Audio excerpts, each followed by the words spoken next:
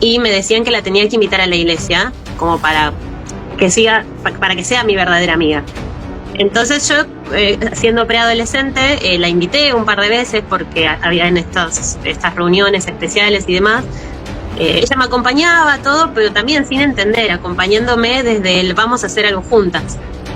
Cuando uno va creciendo y ya llega a la adolescencia, ya es difícil mantener una amistad con alguien que ya se plantea y te dice, no, la verdad no quiero ir, no la paso bien, no me gusta y demás. Entonces ahí es como decir, bueno, ya no sos más mi amiga. Y esto pasaba mucho, el generar vínculos y amistades solo dentro de la iglesia, no fuera. Tocan áreas que sabes que estás lastimado, tocan áreas que sabes que contaste. Esa información también es la que se usa para mantener a las personas. Lo veo mucho después y digo, pero si ellos me hicieron mal, ¿cómo es que yo terminé? Te hacen sentir culpable. ¿En qué momento terminé pidiendo perdón? Te hacen sentir que tú eres la culpable. La gran diferencia que es con lo que nos enseñan es que perdona y todo tiene que seguir igual. Porque Dios hace que lo que está roto se vuelva a armar. No. Dios lo que hace cuando vos perdonás es que Dios no vuelve a armar algo que está todo roto, lo hace nuevo.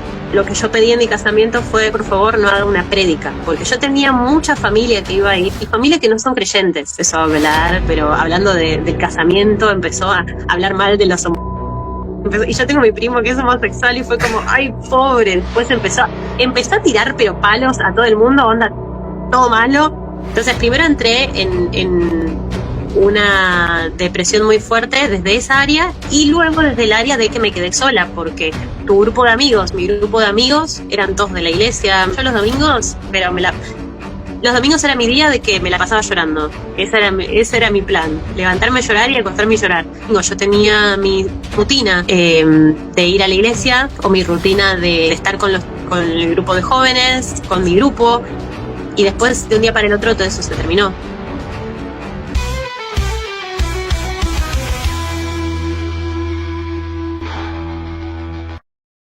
Primero saludamos oficialmente, amigos. Disculpen, ahí ustedes saben que estar en vivo es arreglar ciertas cosas por ahí. Les doy una cálida bienvenida a todas las personas que se van uniendo. Gracias por estar en este en vivo. Yo me llamo Israel, para las personas que no me conocen. Me llamo Israel, estuve mucho tiempo dentro de una secta. Aprendí, vi y experimenté muchas cosas. Y hemos estado realizando a lo largo de este tiempo, a lo largo de estos 8 meses, varios programas con varios invitados. No crean, este video no va a estar aislado. Este video va a pertenecer a una carpeta donde va a haber múltiples testimonios de personas que han salido de secta. Y adivinen qué, se parecen mucho las tácticas de manipulación las unas con las otras. Hay mucha similitud. No crean que solo esto pasa en los testigos de Jehová, también pasa en otras congregaciones. Yo soy ex mormón, imagínense, y he estado conversando no sé cuántos testimonios con los testigos de Jehová y cómo se parecen tanto, ¿no? Cómo podemos tener muchas similitudes entre ellos. Bueno, sin más preámbulos, el día de hoy vamos a conversar con Belén. Ella es de Argentina. No les quisiera contar un poquito más, quisiera que ella se pueda primero presentar. Después que se presente, vamos a estar desarrollándonos cómo le ha ido en su vida dentro de la secta desde la niñez. Pero Belén, ¿cómo estás? Muy buenas tardes aquí de Ecuador. Hola, buenas tardes. Bueno, ya más o menos viste un panorama general de lo que me pasó. Yo soy Belén, nací en una iglesia cristiana evangélica, pentecostal, y al nacer ahí pasé toda mi infancia. Mi familia fue, también mi mamá fue desde que tenía 20 y pico de años, o sea que literal yo nací ahí, crecí, tuve mi infancia, adolescencia, juventud. Recién a los 25 años más o menos me voy de esta iglesia. Entonces tengo como muchos años y muchas cosas vividas ahí adentro, que cuando uno está dentro de la secta o de la iglesia, en este caso, no te das cuenta, no lo ves, o son tantos años que ya lo asimilás como natural, como que esa es la realidad. Y uno recién abre los ojos, y cuando abre los ojos a que esto no está bien, ahí es donde no queda otra que irte, porque sabes que te van a apuntar como el rebelde, como el que estás mal. La oveja negra. Totalmente, sí. Es como si vos vas con una idea que va en contra de la estructura o una idea que va en contra de lo que se viene haciendo por mucho tiempo, por muchos años, el que está mal sos vos, no, no la institución, no la iglesia, no. Entonces yo cuando me voy veo todo desde afuera y son muchísimas cosas que dejé pasar y hoy en día digo, ¿cómo no reaccioné ante esto? ¿Cómo no hice esto? ¿Cómo me dejé hacer esto otro?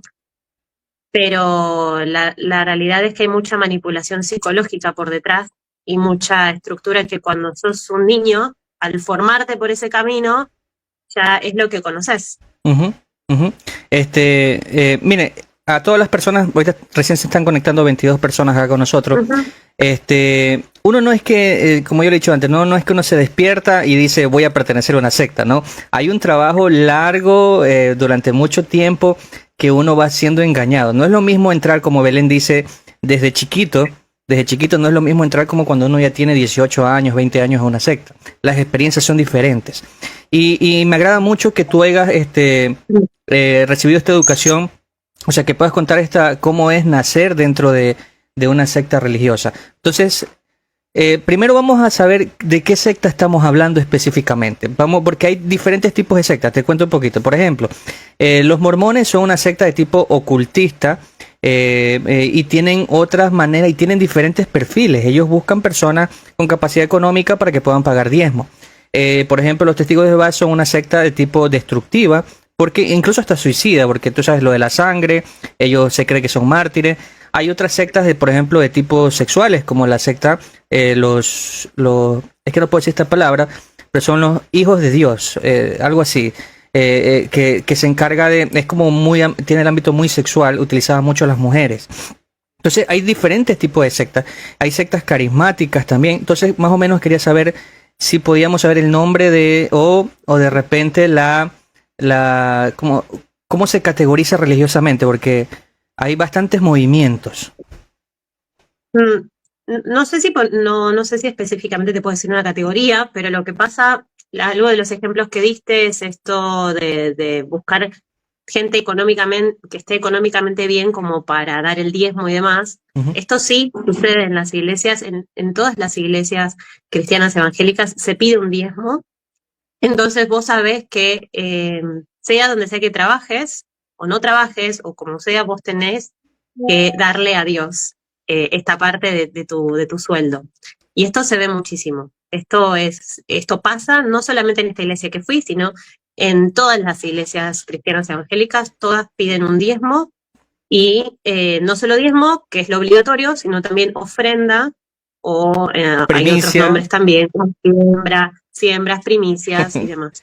Sí. Te pregunto, entonces estamos conversando de una iglesia evangélica. Ahí es que las iglesias evangélicas sucede que se dividen en muchas categorías. Hay iglesias más conservadoras, hay iglesias como los Worship, que son como más urbanos, liberales, hay iglesias evangélicas pentecostales, radicales. ¿De qué tipo de iglesia evangélica nos estamos refiriendo? Bueno, esta iglesia cuando comenzó mi mamá, que después yo siendo muy niña estuve ahí, era una iglesia muy legalista, cristiana evangélica legalista. Legalista. Luego se fue transformando, también porque todas las iglesias en general se fueron transformando. Se van adaptando. Sí, se van adaptando y dejó de ser considerada legalista, pero sí tenía esos tintes que le fue quedando de lo anterior. Entonces, si bien no era una iglesia liberal de estas worship que son como muy informales, no era de ese tipo, era más tirando al tipo legalista. Si bien ellos ya no se consideraban legalistas, era muy difícil no verlo en las prácticas. Era teóricamente no somos legalistas, pero en las prácticas es otra cosa. Entonces, cuando me hablas legalista, estamos hablando de una iglesia evangélica tirada como el judaísmo, porque sí. Cuando yo escucho exacto. Legalismo, son estas iglesias evangélicas cristianas que quieren tener muchas prácticas judías, es normalmente lo totalmente. Que yo asimilo. Entonces, por ejemplo, los judíos no comen esto, no hacen esto, se ponen un velo, hacen lo de acá, de ese tipo de iglesias tú me estás indicando, ¿no? Claro, no sé si todas las prácticas del judaísmo como en cuanto a la comida o al velo, sí en su momento, previo a que yo haya nacido, sí, usaban las mujeres el velo y demás, eso sí existió, pero luego se cambió y se dejó de usar en este momento que se dice que ya no es más legalista. Pero sí habían prácticas en cuanto a reglas que están en el Antiguo Testamento y que si nosotros creemos que vino Jesús a reformar y todo, ¿por qué seguimos manteniendo reglas del Antiguo Testamento? Como la más clásica, que es el diezmo y primicias y demás, y el tema de... Este es un ejemplo de lo que se mantuvo como legalista. Y también el tema de la ropa. Por ahí, si estás al frente cantando demás, mujeres pollera, hombres corbata.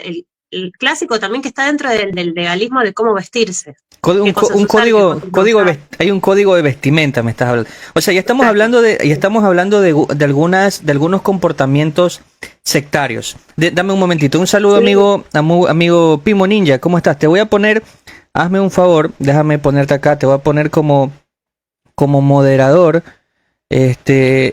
para que puedas poderme ayudar en el chat. Gracias por estar acá. Bienvenido, Yair Ezequiel Gutiérrez, un gusto. Continuamos con la conversación, ¿no? Entonces tú naces, tus padres son de esta religión, ¿es pentecostés? Eso primero te quería preguntar. ¿Es pentecostés sí. de los que se tiran al suelo, de los que dan vueltas, de los que tienen trances? Sí, que hacen el show.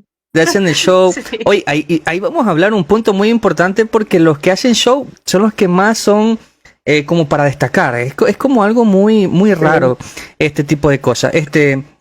Bueno, tus papás... Es que es también para pertenecer. Es también como... Es porque es un tema, algo que nos enseñaban mucho era la manifestación del Espíritu Santo. Como vos tenés que ser bautizado por el Espíritu. A mí nunca me pasó el hablar en lenguas, el hacer y nunca lo hice tampoco, pero sí me decían, vos tenés que orar para que Dios haga eso, porque ahí cuando vos sos bautizado por el Espíritu Santo, Dios te va a empezar a usar.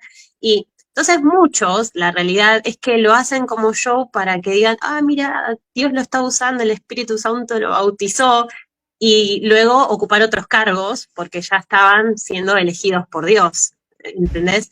Eso era muy común que pase. Muchas de las cosas, por ahí vos no las sentís, pero la gente lo hace para pertenecer a otra área o para trabajar en otras áreas de la iglesia, o también como para hacerse ver y decir, miren, Dios me eligió, me bautizó con su espíritu, por eso estoy hablando en estas lenguas, estoy tirado en el piso haciendo un show. Y mira, vamos a hablar de ese tema lo vamos a dejar ahí en stand-by, porque hay un tema muy psicológico, ahí en esto de las lenguas. Hay un sentido de pertenencia, estamos hablando de jerarquías, estamos hablando de que quizás eso no sea bíblico, una mala interpretación, estamos hablando también de narcisismo, porque el que controla esto, acuérdate que el que decide es como vamos a agradar al pastor, hay un cúmulo de cosas que podemos conversar ahí. Primero, pero vamos cronológicamente. Tus padres son de esta, se bautizan en esta iglesia, ¿no? Y tú ya naces en esta creencia. ¿Cómo es desarrollarte en una iglesia evangélica pentecostés radical? ¿Cómo es la crianza ahí? ¿Qué imágenes se vienen a tu mente de tu niñez? ¿La pasaste bien? ¿La pasaste mal? Te puedo dar un preámbulo. Por ejemplo, he conversado con otras personas de otras sectas religiosas que tienen muy buenos recuerdos. Pero ¿qué imágenes se te vienen a la mente cuando tú recuerdas tu infancia en esta secta? Bueno, como yo decía ahí, siempre en esta iglesia habían grupos de niños, teníamos nuestras reuniones, que se hacían eventos, teatros, diferentes eventos para los niños. Yo la verdad es que me divertía mucho porque o habían obras de teatro, o nos regalaban golosinas, nos daban algo para comer. Estaba bueno en ese sentido, conocías nuevos chicos que también iban porque todos los padres los llevaban para estos eventos. En un principio era la invitación hacia los chicos, y como los tenían que traer los padres, ahí también enganchaban a los padres para que se queden. Y como un niño se quiere quedar porque es algo que te llama la atención, que es muy divertido, medio como que el papá, al tener que acompañarlo, también se iban quedando. Pregunta importante. Entonces creo que ahí es una buena táctica para... Ese es el gancho. Lo vi mucho después, ¿no? Ese es el gancho. Lo vi mucho después. Ese es el gancho. Yo como ya nací ahí, yo no veía esta táctica de traemos a los niños para que vengan los padres. Era más, nuevos chicos con quién jugar, nuevos niños con quién jugar y pasarla bien. Entonces, mis recuerdos de la infancia no comparto, no son como malos, porque la verdad es que me divertía. Sí, empieza todo a cambiar cuando uno va creciendo y va entendiendo otras cosas. Algo que sí pasaba, teníamos lo que se llama escuela bíblica, escuela dominical, eran los sábados, a veces también los domingos, eran reuniones especiales que nos separaban por edades, en donde nos enseñaban la palabra. Nos enseñaban o con un libro o con pósters, imágenes, demás, nos enseñaban las historias bíblicas y todo. Y algo que yo me empecé a recordar es que en todas estas reuniones de niños que teníamos, siempre pasaban una ofrenda, porque decía que teníamos que aprender desde niños a dar. Entonces, Ofrenda. yo siempre le pedí a mi mamá antes de ir que me dé algo para la ofrenda de la reunión de niños. Entonces ahí eso también, ya desde chico te van acomodando a pensar, tengo que. Ujú. Y si bien al principio no es plata, no es dinero tuyo porque es de tus padres, ya te van formando ese hábito Wow. Pero mira, y o sea, siendo muy chico. mira, Sí. yo no veo mal ya, digo que le están pidiendo, pero ¿cómo es la manera que se lo piden? Eso es lo más interesante. ¿Utilizan el miedo o utilizan, por ejemplo, no sé, por ejemplo, los testigos de Jehová le dicen cuando salen a predicar a los niños, sal a predicar y no te avergüences de Jehová, porque el día del juicio él se va a avergonzar de ti. Entonces ahí está la manipulación. ¿Cómo es que trabajaban para que los niños puedan ofrendar? Porque esa es la táctica que hay que analizar. ¿Qué decían ahí? Mm. Ahí depende de la edad en la que estás, va cambiando el discurso. Por ahí cuando sos niño, el discurso es tenemos que aprender a dar porque Dios nos enseñó que hay que ser dadores alegres, que hay alegría también cuando uno da y cuando vos das ayudás. No nos explicaban para quién era ese dinero. Nosotros solo dábamos porque sabíamos que Dios nos lo pedía para ayudar a los demás. Cuando sos chico decís, bueno, está bien, lo doy, no era mío, No, pero lo doy porque quiero ayudar, quiero aportar y quiero también que Dios esté contento conmigo. no es para el pastor, es para Dios. Eso era lo importante. Claro, obvio. Y más cuando sos un niño, no, yo la verdad ni me importaba para dónde iba ese dinero porque no sabía, no me lo planteaba, ni tampoco era una pregunta que yo me hacía. Era como, bueno, se lo doy a Dios y ya está. Excelente. Ya cuando te fuiste desarrollando, ¿no? Sucede que, por ejemplo, a mí YouTube me pregunta, ¿este like es para niños, es para adultos? O sea, hay como una censura. Existe una censura en la información que uno da. En la iglesia no siempre hay esta censura. Los niños están expuestos a información que no deben recibir. Por ejemplo, hay iglesias, yo te digo, yo he entrado a iglesias evangélicas pentecostales que no tienen como un área para niños separados, sino que, por ejemplo, o sí la hay, por ejemplo, hay un momento para los niños, pero hay una parte del culto principal donde se mezclan todos y reciben esta información todos. Pero digamos que el pastor está hablando de gusanos, está hablando de buitres, del apocalipsis, del fin del mundo. O sea, esta información que de repente a un niño le va a comenzar a cambiar el chip, no sé. Existe se puede decir, esa mala manera de mezclar a todos con una misma información y por ejemplo, imagínate todas estas personas tirándose al suelo y un niño de 3 años diciéndote, eso es normal. O sea, tú pasaste esa parte, viste, te pusieron a todo esto como niña. Sí, sí, la realidad es que sí. Sí. Como te digo, estaban estas reuniones para niños específicas, pero eran días aparte, por ahí los sábados y los domingos, cuando era la reunión general, teníamos que estar toda la familia. Mucho después, cuando yo ya fui joven, adulta, se empezaron a dividir y en el horario de reunión a los niños los llevaban a una sala aparte para que tengan su reunión. Pero en mi niñez eso no pasaba, estábamos todos juntos. Y algo que me acuerdo que pasó es que muchas veces pasaban adelante, oraban por las personas, se desmayaban, empezaban a hacer el show. Y algo que me acuerdo fijo que se acerca una de las líderes, pastores en ese momento, y se nos acercaban a los niños y nos decían, cierren los ojos y oren porque si no el demonio se les va a meter por los ojos. Entonces Sí. era como, en ese momento había que, cuando sabíamos que se acercaban a orar por las personas, se manifestaban y demás, y arrancaban con el show, nosotros sabíamos que teníamos que cerrar los ojos y orar. Porque, y a veces medio como que querías chusmear a ver qué pasaba, querías abrir un poco los ojos para ver qué pasa ahí. Y yo me acuerdo que abría así un poco, pero después me daba miedo porque no quería que se me meta el demonio en mí. Entonces eso es también parte del miedo, de decir, no, yo no quiero que me pase lo que le pase a esa persona que se está tirando en el piso, entonces uno siempre con los ojos cerrados orando y es también, eso sí, me acuerdo fijo que yo era muy chica y eso era la enseñanza que nos daban, porque no estábamos todos juntos, entonces veíamos todas esas cosas. Se podría estipular que esta es como una táctica de manipulación para mantener a los miembros dentro de la iglesia, porque, por ejemplo, si tú sales de la iglesia, te puede ocurrir esto. Si tú sales de la iglesia o te apartas del evangelio, o te apartas de Jesucristo, o te apartas de la iglesia específicamente, te pueden ser apoderados los demonios. Utilizan este versículo, por ejemplo, que dice que cuando tú entras cuando recibes el evangelio, como que salen 7 demonios de la casa, de tu casa, que es la cabeza. Después, si tú te vas, pueden entrar hasta más. Entonces, hay como una táctica de manipulación que yo creo que puede funcionar ahí. Me contabas, algo más me estabas contando sobre ese momento que sacaban demonios. No, justamente eso, que nos enseñaban siendo niños a hacer esto, a cerrar los ojos y demás.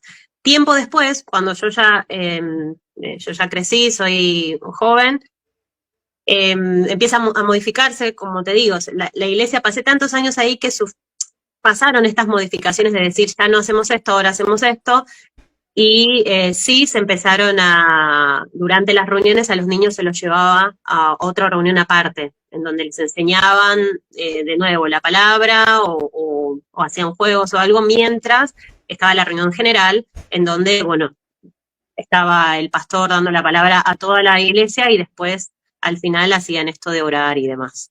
Ya, sí, te preguntaba, ¿no? Este es como el evento de niña, pero ya cuando tú te vas desarrollando como adolescente, yo sé que existen este grupo de jóvenes, que hay se podría decir cultos de jóvenes, hay como una separación para ellos, y de ahí es donde comienza también este cambio hormonal, comienzas a ver a las otras personas. ¿Cómo es desarrollarse? ¿Cómo es tener, te obligaban a tener una pareja dentro de esta iglesia? Porque hay muchas iglesias radicales que no puedes estar en otro lado, la pareja tienes que conseguirla aquí. ¿Te obligaban a eso? ¿Cómo es el noviazgo? He escuchado muchas cosas, por ejemplo, que los pastores incluso hasta deciden con quién salir, con quién no salir, incluso los presentan adelante y todos tienen que alzar la mano como que aceptan. Todo eso me parece muy, muy raro, pero ¿cómo es la adolescencia dentro de esta secta? Bueno, primero dentro de mi adolescencia, en la adolescencia ya es verdad, tenemos los grupos, así como los niños tenían su grupo, los preadolescentes y adolescentes otro grupo, y luego los jóvenes otro grupo. En esta iglesia, como no éramos muchos, al comienzo, cuando yo era adolescente, solíamos estar juntos preadolescentes y adolescentes, era ahí como una mezcla, pero dentro de las mismas edades. Algo que nos enseñaban era que uno ya cuando va creciendo, ya deja de ser niño, empieza a cuestionarse y empieza a conocer más gente, porque arrancás la escuela, el colegio, conoces nuevas personas, te comienzan a invitar a otras actividades, y algo que nos compartían en estas reuniones, y esto me lo acuerdo muy bien, siendo yo preadolescente, nos decían, las personas que ustedes conozcan fuera de la iglesia no son sus amigos, y nunca van a poder ser sus amigos, porque no creen en lo que creemos nosotros. Pueden ser compañeros de escuela, pueden ser compañeros con los que compartan estudios, se pueden juntar a estudiar, se pueden juntar a hacer trabajos más, pero no son amigos. Yo me acuerdo en ese momento tenía una amiga que yo la consideraba mi mejor amiga, compartíamos muchas cosas y demás, y ella sabía que yo iba a la iglesia y me decían que la tenía que invitar a la iglesia como para que sea mi verdadera amiga. Entonces yo, siendo preadolescente, la invité un par de veces porque había en estas reuniones especiales y demás. Ella me acompañaba, todo, pero también sin entender, acompañándome desde el vamos a hacer algo juntas. Cuando uno va creciendo y ya llega a la adolescencia, ya es difícil mantener una amistad con alguien que ya se plantea y te dicen, no, la verdad no quiero ir, no la paso bien, no me gusta y demás. Entonces ahí es como decís, bueno, ya no sos más mi amiga. Y esto pasaba mucho, el generar vínculos y amistades solo dentro de la iglesia, no fuera. Porque los vínculos que están afuera pueden, o sea, no es que te los negaban, pero no ponerle un título de amistad o de cercanía. Lo que era tu familia y los que eran tus amigos eran los que compartían el mismo padre. Los demás eran personas con las que compartías, hacías diferentes actividades, pero no podías involucrarte de la misma manera que te involucrabas con la gente de la iglesia. Oh, Y wow. esto a mí me ponía muy mal porque yo conocía gente de mi escuela y demás y yo los consideraba amigos, pero si bien compartía y lo demás, yo dentro mío decía, no, esos no son mis amigos. Y esto es algo que te lo van enseñando, como te digo, desde la preadolescencia. Por ahí cuando sos niño no lo ves porque todos jugamos entre todos somos amigos de todos, pero cuando ya los vínculos se van formando de otra manera en la escuela y demás, ya te empezaban a enseñar eso. O sea, podemos decir que ya la verdadera manipulación se comienza a sentir ya en la adolescencia, donde comienzan Sí. a... lo que yo puedo entender, lo que tú me cuentas, es que te comienzan a generar un mundo en blanco y negro. Nosotros somos los buenos, acá están los malos, pero ten cuidado. O sea, ese es el mundo en blanco y negro. Allá no pueden haber verdaderas amistades que darían la vida por ti, pero aquí sí están los verdaderos amigos, ¿no? Pero en la experiencia tuya y la mía, sabemos que cuando tú sales de estos sitios, los amigos se van. Nadie te escribe porque tú, o sea, Totalmente. entonces es una mentira, ¿no? ¿Qué más experiencias pudiste tener en la adolescencia dentro de estas creencias? Bueno, volviendo un poco antes a esto de las amistades, también jugaban muchísimo con el miedo, porque vos te encariñas con estas personas que conoces en la escuela y demás, y ellos te dicen, tenés que predicarle o se van a ir al infierno. ¿Vos querés que ellos sean salvos? ¿Querés que estas personas sean tus amigos y sean salvos? Entonces también te generaban ese miedo, y yo me acuerdo que oraba muchísimo por estos amigos de la escuela, porque quería que vengan a mi iglesia, quería que sean salvos. Entonces ahí viene también la manipulación desde el miedo, desde el decir, si vos los querés a ellos, les vas a predicar, los vas a invitar a la iglesia, porque si no, no van a ser salvos. Y esto de jugar con el miedo del infierno y del miedo de perder la salvación, esto lo vemos desde la niñez hasta la adultez, porque ya desde cuando sos niño te enseñan que con Dios vas a ser salvo, vamos a ir al cielo, vas a tener esto, esto y esto, y vayan con nosotros también. Eso se ve en todas las áreas. Pero en la adolescencia yo lo sentí más por este tema de las nuevas amistades que quería crear dentro de la escuela. Una Okay. vez que también algo que se van tratando también cuando uno va creciendo, ya dije preadolescencia, adolescencia y juventud, ya se empiezan a tocar temas de vínculos de parejas, de noviazgo y demás. Uf. Acá las reglas eran como claras, nunca había que estar con alguien que no perteneciera a la iglesia, porque eso era yugo desigual. Usaban un versículo que era el de yugo desigual es que vos, si estás acá y crees en Dios y haces esto, y esta persona que no es salva, que no cree en Dios, lo que hay una desigualdad. Entonces lo que va a hacer es que esta persona te lleve acá abajo y vos pierdas la salvación y también esta persona. Entonces era como un miedo tuyo de perder la salvación, y también nos decían, eh, tienen que estar siempre con alguien que sea de la iglesia o alguien que crea Es lo en mismo. nuestra misma fe. En la- Claro. Entonces, por ahí no necesariamente de la iglesia, pero sí gente de otra iglesia, tal vez, pero que tengan la misma fe. Y si vos estabas con otra Católico. persona de otra iglesia, Un católico. no, No. no, no, no, no, por supuesto que no. Hereje. No podías porque no, de nuevo, yugo desigual. Todo lo que no sea el creer en lo mismo que creíamos nosotros, en mantener esta fe cristiana, era yugo desigual y no estaba bien visto. Y si llegabas a estar con alguien, había lo que se llamaba, te ponían como una especie de disciplina. Esa era la palabra, disciplina. Y la disciplina siempre ha sido un método de control. Porque yo me imagino que acá trabajan en todas las sectas. Por eso cuando hablamos de secta hay cosas tan parecidas la una a la otra.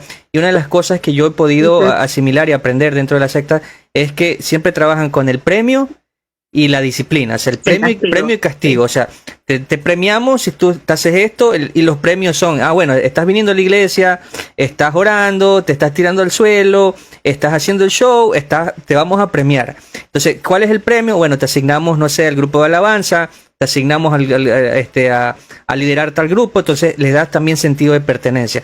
Pero no haces esto, no estás haciendo las cosas correctas, bueno, la disciplina. Y ahí dentro de las sectas hay disciplinas de disciplina. Hay disciplinas públicas, disciplinas privadas, esto se maneja a nivel general, como les digo, pero yo he ido a iglesias evangélicas donde la disciplina es muy, muy sutil, diría yo. Por ejemplo, si yo sé que Belén cometió adulterio, el pastor sabe que cometiste adulterio y hace un discurso especialmente del adulterio, donde tú sabes que están hablando de ti. Y eso es como una vergüenza pública, o sea, tú te sientes humillada, tú te sientes mal. Y eso es lo que yo he visto en las sectas evangélicas, se puede decir, de carácter muy extremista. Pero, ¿cómo es vivir este premio y castigo dentro de esta creencia en la que estabas tú? Bueno, esto que vos mencionás de las formas de disciplina, en esta iglesia existían todas. Es como, tenías las sutiles, las que no se enteraba nadie, pero no es que no nos enterábamos todos, pero todos fingíamos demencia, nos quedábamos calladitos y no pasó nada, pero sabíamos que esta persona estaba en disciplina porque de un momento para el otro dejaba de hacer ciertas actividades que antes estaba muy involucrado. Primero, el explicar lo que es la disciplina en sí es cuando haces algo que no es correcto, en base a las reglas que existen en la iglesia, lo que se hace es disciplinarte. ¿Cómo te disciplinan? Te quitan, si tenés algún tipo de cargo, por ejemplo, no sé, sos maestra de niños, o estás en la alabanza, estás tocando la guitarra, estás leyendo la Biblia, lo que sea, cualquier tipo de actividad dentro de la iglesia, te quitan de ahí, ya no estás más. Esa es una de las cosas que haces en disciplina. Segunda actividad que te puede pasar estando en disciplina, te alejan de todos. Ya no te puedes involucrar con las personas que antes te involucrabas. Por ejemplo, si, no sé, si sos un joven y pasás por algo de disciplina, dependiendo de la razón, por ahí puede pasar que tengas que estar solo y que los demás no se te puedan acercar a hablarte, o que no puedan compartir como compartían antes con vos. Y otras formas también de disciplina, a veces sí pasaba que eran públicas. Yo me acuerdo una vez que el pastor llamó a una persona, no una persona, era una pareja, pero yo no me recuerdo bien la razón por la que están en disciplina. Sí me acuerdo, fijo, que llamó a esta pareja adelante y dijo, esta pareja está en disciplina a partir de ahora, así que les voy a pedir, hermanos, que oren por ellos, porque no van a seguir realizando las actividades que estaban haciendo. Entonces, en ese momento esa pareja tenía un cargo importante, entonces era bastante visible que ellos ya no iban a estar en esa Oye, área. ¿y qué se te vino a la mente a ti cuando escuchaste eso? Porque a mí se me viene algo a la mente, yo te lo voy a decir, pero ¿qué se te vino a la mente a ti cuando dijeron, esta pareja está disciplinada? Ay, a mí lo primero que me dio fue, ay, ¿qué habrán hecho? ¿No? O qué miedo, yo no quiero hacer eso tampoco. O eran muchos sentimientos, pero nunca el cuestionarlo. No me acuerdo si era adolescente, oye, luego cuando crecí vi las cosas de otra manera, pero en ese momento lo primero que uno tiende a hacer es decir, algo habrán hecho, o culparlo, o el pastor está bien con lo que está haciendo. Si decidió eso, está bien. No lo cuestionás, lo aceptás, y no solo eso, sino también que te da miedo ser vos el que esté expuesto ahí. Entonces también te empezás a cuidar vos mismo. Y decir, yo no quiero que me hagan esto, ¿qué habrán hecho? Y también algo que te sucede es que no las volvés a ver a esas personas de la misma manera, ya al haberlo hecho tan público, y al pasar por ese momento decís, uy, no, yo no me voy a acercar más a ellos, no voy a preguntar porque a ver si me contagian su pecado. No, ¿sabes qué? Mira, yo estoy sentado ahí, yo me imagino, yo estoy sentado ahí en el culto y dice, a esta pareja la vamos a disciplinar públicamente, no sé, lo que digan, pero es una disciplina pública. A mí lo primero que se me viene a la mente es que esta pareja cometió adulterio, que el esposo le fue infiel. O sea, eso es el primer pensamiento que se le viene a la gente el esposo le fue infiel, porque siempre va por el esposo. El esposo capaz que tiene otra esposa, le fue infiel y eso es lo primero que se viene a la mente y uno comienza ya a juzgarlo anticipadamente. Y esta persona recibe una vergüenza pública. Esta persona es avergonzada. Claro. Entonces, ese yo creo que es como una forma de comenzar a manipular, porque ahí ya lo tienes como a la defensiva a esta persona, ¿no? Y ahí es donde comienzas a capacitarlo, le comienzas a lavar el cerebro para que siga más fiel que nunca. Entonces, bueno.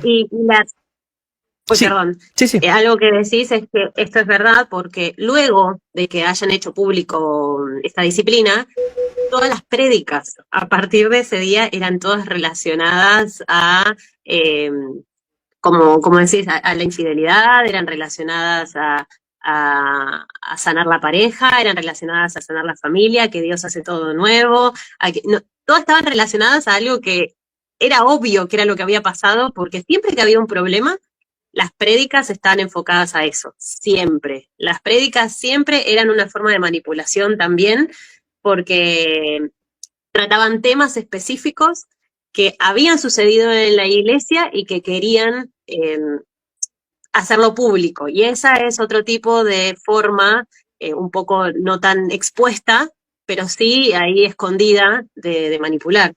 Y te quería preguntar, normalmente dentro de estas sectas evangélicas, bueno, hay unas que tienen pastoras, hay otros que tienen pastores, hay unos que son de tipo machista, dicen, no, aquí solo tenemos pastores, por ejemplo. Pero, por ejemplo, en estas sectas de tipo machista que dicen solo somos pastores, existe la esposa, que digamos que no tiene nada que ver, pero eso es lo que te quería preguntar. Era así como te digo, pero a veces estas esposas lo saben todo. Toda la vida, todas las personas que si sucedió un adulterio o sucedió algo, la esposa del pastor lo sabe todo y comienza a divulgarlo en ciertas personas. Sí. ¿Esto pasaba también ahí? Sí, eran una pastora y un pastor. Sí, la realidad es que el machismo se ve en todas las áreas, en todo se ve el machismo. Y algo que pasa es que el pastor siempre es el que predica, el pastor es siempre el que trae la palabra, el pastor es el que ora por los demás, el pastor es el que está adelante, todo. La pastora lo único que hace es compañera idónea. Entonces, acompaña al pastor y está encargada de ciertas áreas, pero nunca el predicar enfrente de todos un domingo, nunca el hacer tareas que son más dedicadas a un hombre de Dios. Entonces eso se ve muchísimo y sí pasaba que la pastora estaba en áreas, en el área en donde esta pastora estaba era en manejar la tesorería. El dinero. Y ahí es donde yo digo siempre que todo se maneja dentro de esta familia pastoral. No había lugar para otras personas, eran solo la familia. Tenés el pastor, que era el predicado además, la pastora encargada de los diezmos, y acá algo que pasaba mucho es que la pastora siempre era la encargada de orar por las ofrendas, y no solo oraba, sino que retaba en público, diciendo cómo ustedes le van a estar robando a Dios, cómo no van a estar dando para Dios. Y ahí nos hacía un lavado de cerebro públicamente en una reunión. Y algo fijo que me acuerdo una vez también que sucedió es que llamó a una persona adelante de todos y dijo, vos le estás robando a Dios porque no estás dando tu diezmo hace no sé cuántos meses. Eso fue revelación. En ese momento fue revelación. Fue muy fuerte también para la persona. Me acuerdo que no volvió a ir más, obviamente, la vergüenza que pasás. Pero por ahí perdían a una persona que no venía más. Pero a todos los demás los ganaba desde la manipulación de yo no quiero ser ese al que llamen. Claro, qué miedo. Entonces ella tenía esto, por ahí, al tener algo que pasaba en cuanto a los diezmos, todos los meses, bueno, no todos los meses, sino cuando cobras tu sueldo, te daban un sobre en donde tenías que poner tu nombre, la fecha y la cantidad. ¿No te lo daban en la entrada? El 10%. ¿No te lo daban en la entrada a la iglesia? ¿No te lo daban a la entrada a la iglesia también? Lo repartían antes de orar por las ofrendas. Wow, porque a mí me invitaron a una y apenas voy entrando sobre de diezmo. Y yo dije, no, se pasan, o sea, ni me saludan. Toma tu sobre de diezmo. Y yo dije, no, aquí no vuelvo más. Oye, imagínate en esa iglesia que estabas tú, que invitas a un amigo y que ese amigo le dicen, no estás pagando diezmo. qué vergüenza, o sea, ni cómo invitar a un amigo O con que esta vea, pastora. ujú, o que vea esa situación, pero no. Nosotros estábamos acostumbrados y era como No, parte de lo nuestro, no lo veíamos como mal, lo veíamos, como te digo, al estar desde tan niña en una iglesia, ya es parte de tu día a día, no lo cuestionás. Entonces nos daban este sobre con nombre, monto y demás, y la que controlaba todo esto era la pastora. Tenía un libro en donde anotaba todos los miembros, lo que daban, y cuando ya pasaba un mes, 2 meses sin que vos des el diezmo, se te acercaba y te decía, ¿qué está pasando que no estás dando el diezmo? ¿en O serio? que era también la forma de controlar quién, ella tenía muy en claro quiénes daban, cuánto ganaba cada uno, porque también al dar el 10%, vos ya calculás cuánto es el sueldo de la persona. Claro. Entonces, tenían acceso prácticamente a toda nuestra información financiera y económica de todas las familias dentro de la iglesia. Y sabían cuánto ganaba tal, y también así podían pedir favores luego. Entonces esto sí es verdad, pasaba, ella se encargaba de esta área, el pastor se encargaba de esta área y tenía varios hijos Típico, que eran típico. estos hijos los que se encargaban de las otras áreas de la iglesia. Una de las hijas era la que estaba a cargo del grupo de niños, sin tener la capacitación. En nuestra iglesia había maestras, habían maestras jardineras, maestras de primaria, gente que estaba capacitada para trabajar con niños. Ella no lo estaba, nunca había estudiado, porque estudiar no lo necesitaba, porque Dios la había instruido. Entonces, ella estaba en esa área, la otra hija estaba en el área de música, de manejar a los músicos, de cantar y de organizar todo eso. Otro de los hijos estaba en el área de jóvenes, estaba predicando en el grupo de jóvenes. Otra de las hijas estaba en el área de mujeres, de damas, y en el área de evangelismo. O sea, todos los hijos y la familia estaba dividida en áreas importantes de la iglesia, en donde encontramos personas de diferentes edades y haciendo diferentes actividades. Y si bien en esa área ellos estaban como líderes principales, tenían luego otras personas que estaban ahí trabajando con ellos. Pero en sí los que manejaban eran esta familia pastoral, que eran toda una familia. Wow, o sea, tenían el monopolio de toda la Sí. iglesia para ellos, ¿no? O sea, tú no podías cuestionar nada. Tú cuestionabas algo y tenías a toda la familia pastoral, encima. Wow, Claro, claro. qué Y terrible. al ser familia también se defendían y se ocultaban las cosas que ellos hacían mal, o se justificaban entre ellos. O sea, eran jueces Eh, y parte. O sea, eso está mal. Yo claro, digo, por ejemplo, en lo del diezmo, si la pastora es la encargada de ser tesorera, pero tiene que haber una persona que la fiscalice. Ve. No puede, o, por ejemplo, si es pastor, no puede tener a su esposa como tesorera. O sea, tiene que haber una contraparte siempre para que pueda manejarse correctamente las cosas. Pero prácticamente ahí, o sea, huele a estafa. Huele a estafa, huele sí. a robo de diezmo, huele a manipulación y quién sabe a cuántas cosas más. Te pregunto Sí. algo muy puntual. En mi país, existe, no, yo creo que eso es en todos los países, existe el secreto clérigo, algo que el pastor puede entrevistar a las personas y él guardarse información, no tiene que divulgarla a otras personas. O sea, están, pero eso no, eso creo que varía un poquito en cada país. Por ejemplo, en Estados Unidos creo que tienen que tener como una autorización oficial, un pastor, no sé, con un carnet oficial y que pueda ejercer el secreto clérigo. Por ejemplo, viene una persona que se dedica a vender sustancias peligrosas, sustancias nocivas, le confiesa esto a él, el pastor está en el derecho de si quiere o no quiere conversar. Pero para mí es un mal, eso está mal, ¿no? Pero te pregunto, ¿en algún momento tú sabes de algún caso que se dio dentro de esta iglesia, por ejemplo, un caso de abuso íntimo a una menor y que nunca salió al exterior? O no sé, te pregunto eso puntual. Puntual porque puede pasar dentro de estas congregaciones que tapan los abusos. Sí, eso no solamente, todo tipo de abusos es escondido y tapado. Y si algo había pasado, o como te digo, si había un secreto, de una u otra manera lo hacían notar en las prédicas, lo hacían notar en reuniones especiales, o eso pasaba. Y algo, como dije anteriormente, esta familia manejaba todas las áreas importantes, ¿no? Ujú. Y luego tenían personas, por ejemplo, en lo que son los jóvenes, estaba este pastor, el hijo del pastor, y ahí cuando yo empiezo, ya crecí, ya tantos años en la iglesia y demás, ya bien lavada, entonces yo empiezo a trabajar con los jóvenes y con los adolescentes. Obviamente él como principal, pero dándome varias tareas a mí y empezando a delegarme cosas. No solamente a mí, sino también a mi pareja en ese momento.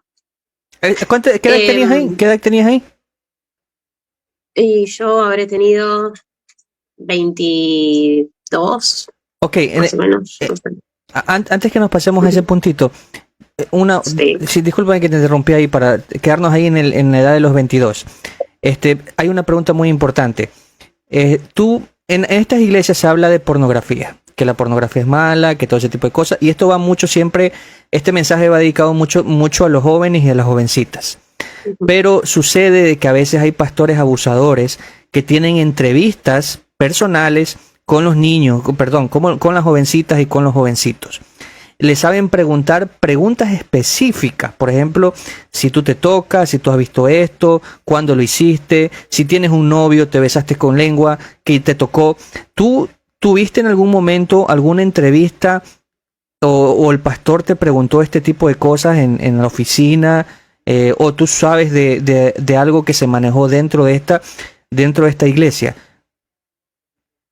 En cuanto a mí, lo que me pasó a mí, sí me acuerdo tener una charla así, pero era previo a casarme.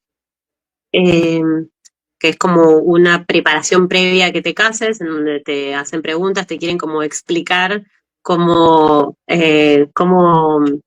funciona un matrimonio, qué hacer, porque se supone que obviamente te tenés que casar virgen hasta el matrimonio, la pureza, santidad y demás. Entonces, a esa altura, previo a que te cases, tenés este tipo de charlas en donde te explican qué hacer, qué no hacer, en lo sexual también, te No dicen qué creo. cosas están bien, qué cosas están mal. Y te lo explican todo, obviamente, con la Biblia descontextualizada, usando versículos elegidos de forma random, y, o a veces sin ni siquiera un versículo, con lo que ellos conocen. ¿Sí? Algo que decían por mucho tiempo era, por ejemplo, no, el sexo oral está mal, eso es completamente antinatural, está de la misma forma mal como es una relación entre homosexuales. Wow, Entonces, primera vez que escucho eso. dentro, sí, y así muchas otras cosas. En su momento, cuando yo era más chica, también el hecho de usar métodos anticonceptivos estaba mal visto. Después eso se modificó. Yo ya cuando era adolescente, joven, eso ya se dejó de decir. Como dije, la iglesia también fue cambiando un poco y adaptándose porque se le iban todos los miembros. Y sí me acuerdo que en su momento, cuando estaba mal visto el cuidarse, usar cualquier método anticonceptivo estaba mal.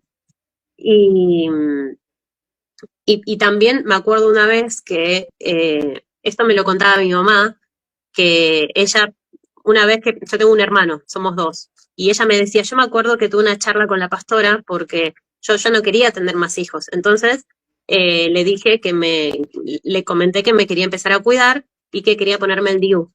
Ujú. Entonces la pastora le dice que no, que el DIU es un método abortivo. Y entonces mi mamá en ese momento no, claro, también es, dependiendo de la época, no hay suficiente información como lo hay hoy en día. Claro. Eso también hace que la iglesia modifique sus normas, porque esta iglesia en su momento, 30 años atrás, cuando mi mamá me tuvo a mí y yo era bebé, no tenía acceso a la información que yo hoy tengo, de googlear algo o de buscar o de también de refutar algo porque tenés el conocimiento. Entonces te basás solamente en lo que esa persona te dice porque se supone que es la que sabe. Ujú. Estas reglas se fueron modificando, obviamente, porque cuando también la tecnología avanza, todo avanza, ya no hay manera de seguir manteniendo algunas reglas que no tienen sentido, y más cuando tenés una explicación lógica Científica. desde atrás, para decir, no, esto no es verdad porque el doctor dice esto, porque hay este estudio, pasa eso. Entonces eso me acuerdo que le habían comentado a mi mamá. Y esto sí había que contarlo, había que informarlo. Todo era muy loco porque siempre te incitaban a contarle todo a ellos. Eso es lo que iba, eso es lo que Con iba. la idea de ayudar, ¿no? Con la idea de siempre hay que contar a los pastores para recibir ayuda, para recibir guía. Porque los pastores hacen que ellos reciben guía del Señor y después te guían a vos. Entonces si vos te acercás a ellos, nunca, algo que yo aprendí mucho después, que acá viene en la parte en donde también me echan, es el cómo si yo tengo a Dios, yo puedo comunicarme con Dios. Se supone que Jesús, Jesús es el camino, ¿entendés? Y es como, yo puedo tener mi relación con Dios, ¿por qué tengo que contarle todo a mis pastores para que ellos me guíen? Si yo puedo tranquilamente hablar con Dios, relacionarme con Dios, contarle a Dios mis cosas y recibir ayuda también, no solo de los pastores, sino de las 500 herramientas que tengo a mi alrededor. Entonces, eso sí, era algo que pasaba y desde esa área también se mantenía el control, porque vos le contás algo y luego tienen un secreto tuyo, luego tienen información tuya y luego también con eso te pueden manipular, te pueden manipular desde las emociones, porque tocan áreas que sabes que estás lastimado, tocan áreas que sabes que contaste desde la desde las ganas de poder salir por ahí de algún problema y demás. Entonces, esa información también es la que se usa para mantener a las personas. Y mira, sabes que hay algo muy importante, por eso es que te toqué este tema, ¿no? Porque hay pastores que se aprovechan de la vulnerabilidad de las adolescentes. Como hay que contarle todo al pastor, entonces la adolescente va porque dice, bueno, hay que contarle al pastor. Muchas veces ni siquiera los padres tienen tanta confianza y a veces los padres dicen, no, anda donde el pastor, anda dile esto, anda dile acá. Entonces ahí es donde el pastor comienza a sacar información sensible. Por ejemplo, se han caído en esto de la red de la pornografía, de que si te tocas no te toca. Entonces, el pastor aprovechador, al recibir toda esta información, él la utiliza para su fin y comenzar a manipular a la... Ella sabe cuál es la debilidad de esa chica, por ejemplo. Perdón. Ya saben cuál es la debilidad de esa chica, entonces este pastor, teniendo esta información, comienza a manipularla. Y ellos no son psicólogos, ellos no son abogados, no son personas preparadas muchas veces. Entonces, eso es lo importante que yo quería tocar este tema, por eso te preguntaba, de que no le revelemos cosas íntimas, peor si son adolescentes, porque no son ni personas capacitadas, ni personas que están para darte un criterio formado o científico sobre lo que tienes que hacer o decir, ¿no? Y puede ser hasta un punto ilegal. Por ejemplo, imagínate que una jovencita tiene un problema, entra a hablar con el pastor, y el pastor dice, no, solo entre ella, no entre la mamá. Desde ahí está mal, porque debería entrar la mamá también. Si no pasa nada malo, ¿qué no puede saber la mamá que no sabe el pastor? Entonces, en ese punto hay que tener mucho cuidado con los adolescentes. Y sabes que me pareció muy importante lo que tú dijiste, esto de te hago la pregunta, ¿era pecado tener un método anticonceptivo en tu creencia? Sí, era pecado tener, en este caso, lo que es el DIU era considerado, como te digo, abortivo, entonces era malo. Ahora, si te querías cuidar de otra manera, en ese momento no sé, usando por ahí preservativo, bueno, estaba bien, pero fíjate, porque por ahí Dios te quiere mandar una bendición y vos estás... Así me acuerdo fijo de lo que me contaba mi mamá, esto de lo del DIU, porque claro, en esa época los métodos más conocidos anticonceptivos era el preservativo y no había tanta información de la educación sexual tampoco, y en las iglesias menos. Entonces, cuando vos ibas con algo diferente, en este caso un DIU, que era algo raro para esa época plantearlo, era al desconocer, no, eso es antinatural, eso estás poniendo algo en tu cuerpo que no está bien y es abortivo. Entonces, no es bueno. Wow. Y de nuevo, desde el desconocimiento y desde la manipulación también. Y algo que me acordé que estabas comentando recién con el tema de hablar con los pastores y demás, me acuerdo una vez que una de las chicas de nuestro grupo de adolescentes había sufrido una situación sí, de abuso con su papá. Hubo una situación extraña ahí, entonces ella lo comenta a el pastor de jóvenes, porque cada uno no es que se acercaba al pastor principal, si no se acercaba a los hijos, pero nosotros sabíamos que después esa información iba al pastor principal, ¿no? Pero, por ejemplo, si estabas en el área de música, vos te acercabas a el encargado de música, que era uno de los hijos del pastor. Si estabas en los jóvenes, al pastor de jóvenes, que era uno de los hijos del pastor. Entonces, hacíamos esto de acercarnos a la persona con la que estaba dentro del área pastoral. El líder directo, o sea, antes de descender, el líder directo. Exacto, claro, exacto. Entonces se le comenta, ella le comenta esta situación que estaba viviendo, que le pasó, y él lo que hace es hablar con el pastor principal, y luego de eso lo llaman a los dos y tienen una reunión de sanación en donde se tienen que pedir perdón y en donde Dios hace todo nuevo. Reunión de sanación. La forma y es así donde de esa manera se resolvía. Como perdón, el perdón era como todo se resolvía con el perdón y el amor de Dios. Era, tenés que perdonar, si no perdonás, estás mal vos. Y eso también era algo que nos decían, el no perdonar, si vos no perdonabas, vos estabas mal porque cargas con una mochila que te hace mal y es un peso que te hace mal, entonces siempre hay que perdonar porque Dios nos llama a perdonar, es uno de sus mandamientos, y entonces siempre te perseguían con el perdón. Entonces ellos te podían hacer muchas cosas. ¿Y si te es infiel tu esposo? ¿Y si te es infiel tu esposo? Tenías que perdonar. Y la mujer, o sea, la mujer tenía que aguantar cacho a diestra y siniestra ahí, no importa, tenías que perdonar. Claro, tenías que perdonar y después Dios iba a hacer la obra de restauración familiar. No, ya, yo creo que hay... Sí. Esto lo del perdón es también una forma de sumisión, porque es como te hacen algo, te lastiman, te hacen cosas que sabes que están mal, pero después vos decís, bueno, está bien, te perdono. A mí me lastima, me hicieron muchas cosas los pastores y muchas de las cosas las planteé y después yo era la que terminaba llorando diciendo que perdono. Y era como, y después lo veo mucho después y digo, pero si ellos me hicieron mal, ¿cómo es que yo terminé? Te hacen sentir culpable. ¿En qué momento terminé pidiendo perdón? Te hacen sentir que tú eres la culpable. Claro, eso siempre. Y después, si no sos el culpable y es muy evidente que no sos el culpable, sos culpable si no perdonás. Porque estás con la mochila de la bronca y estás lleno de odio y los frutos del Espíritu Santo no se van a ver en alguien que tiene mucho odio y rencor. ¿Cómo manipulan la escritura? Sí. Wow, y sabes que eso me hace acuerdo ahorita, no sé si tú te escuchaste esta historia de Jim Jones en Guayana, de este personaje que desvivió un pocotón de gente y los trabajó primero, o sea, no con esto de, tú hablas del perdón, no irlos trabajando, hacerlos sentir culpable para que hasta un punto llegue que tú llegues a aceptar cosas impensables, o sea, llegues a perdonar. Imagínate, tú tienes tu esposo. Te puso los cachos, te fue infiel, ya, lo perdonaste 1, 2, 3, 4 veces. Sucede que en la quinta vez, el que se equivoca no es el esposo, el que se equivoca es el pastor. Entonces dice, si he perdonado a mi esposo como 5 veces porque me ha sido infiel, ¿por qué no puedo perdonar al pastor que se ha robado el dinero?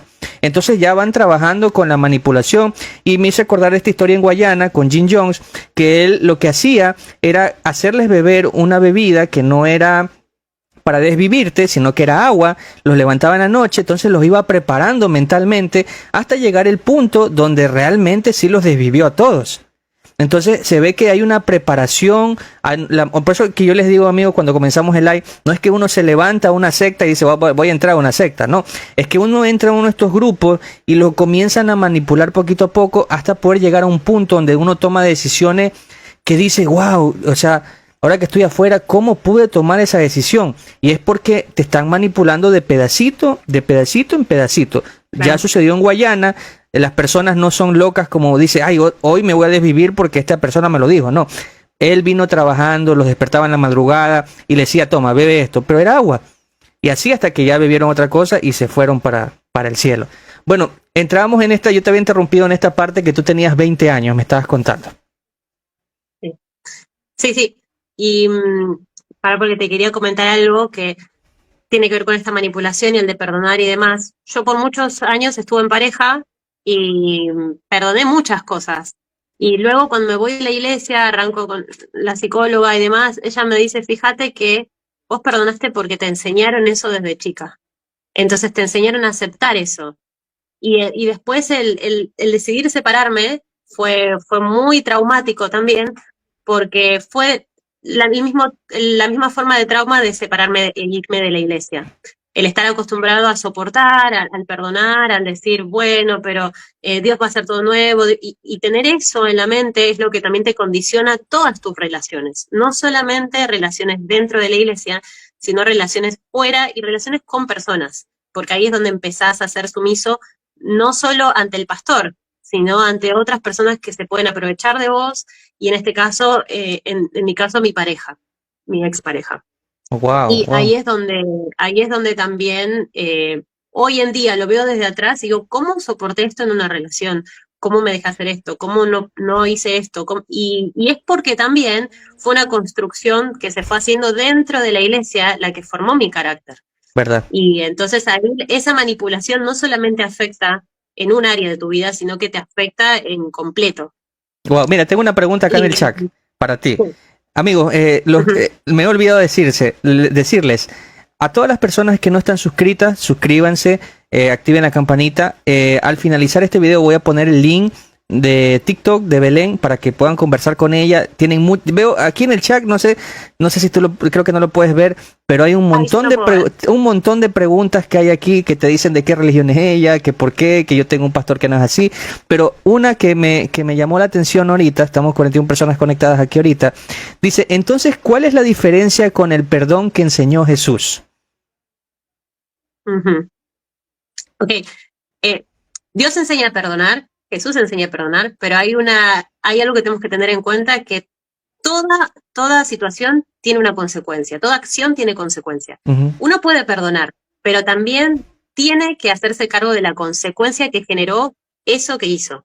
Por ejemplo, yo hoy en día te puedo decir, sí, perdoné a mi expareja, pero tiene consecuencia lo que me hizo. La consecuencia es que yo me haya separado y que hoy en día esté en otra situación. La gran diferencia que es con lo que nos enseñan es que perdona y todo tiene que seguir igual, porque Dios hace que lo que está roto se vuelva a armar. No. Dios lo que hace cuando vos perdonás es que Dios no vuelve a armar algo que está todo roto, lo hace nuevo. Y eso es algo que es lo que yo aprendí con el tiempo, que muchos te enseñan a perdonar y seguir en eso. Oh, wow, wow. Toda acción tiene que tener una consecuencia y a veces es muy difícil hacerse cargo de esa consecuencia. Eh, para, ¿Este para, pastor se equivocó? Mira, Sí, para Rubí es la que te preguntó eso. Poniendo como sí. un ejemplo más tácito, de repente una persona que abusa dentro de esta secta, una persona que abusa de una mujer, un hombre abusó de una mujer. Esta mujer, el pastor le dice, tienes que perdonar. Pero lo que pasa es que no avisan a la policía. O sea, hablemos de las consecuencias también. Ya, ok, lo Ahí, eso perdonaste, es. no, porque no se puede hacer nada. Ya lo que se hizo, ¿no?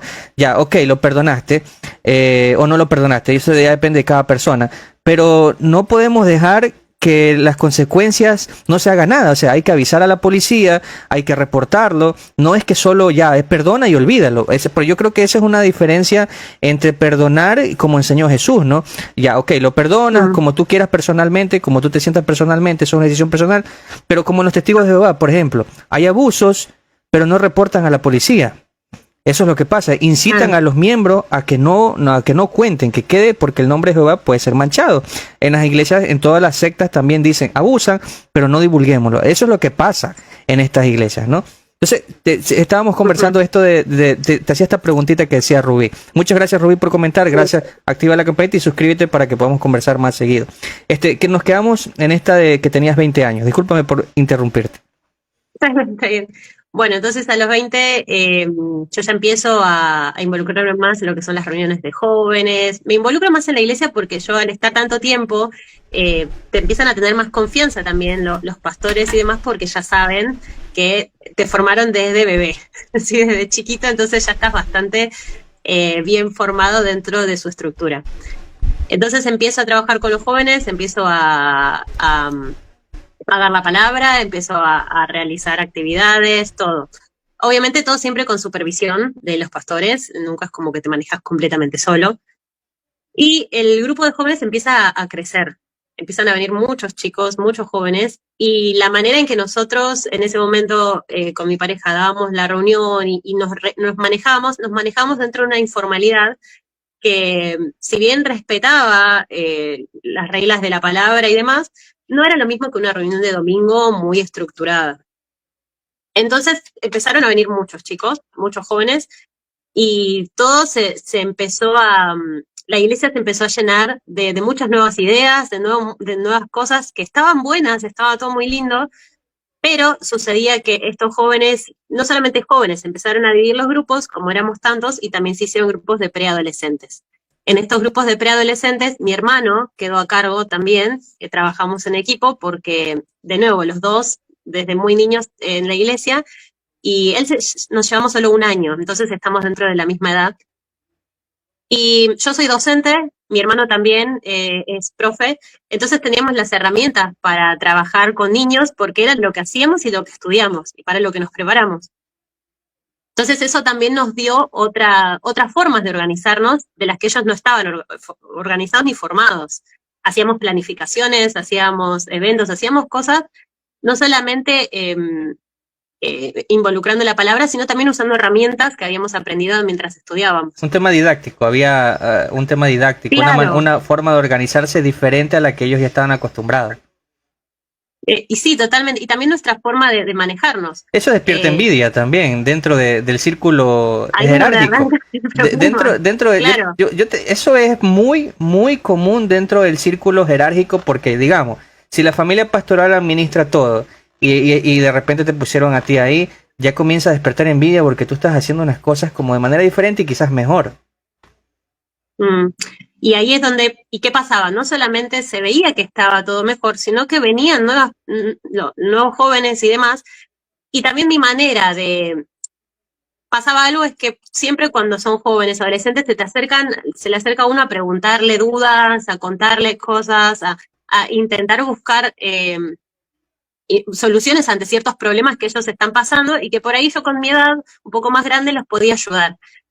Y al haber sido formada, también fui formada en psicología, pedagogía, al igual que mi hermano. Entonces nuestra forma de darnos consejos y de escuchar era muy diferente. Yo no los juzgaba, yo no les decía, te vas a ir al infierno como me decían a mí. Yo hice todo lo opuesto a lo que a mí me habían enseñado en su momento, porque sentía que era lo que ellos necesitaban.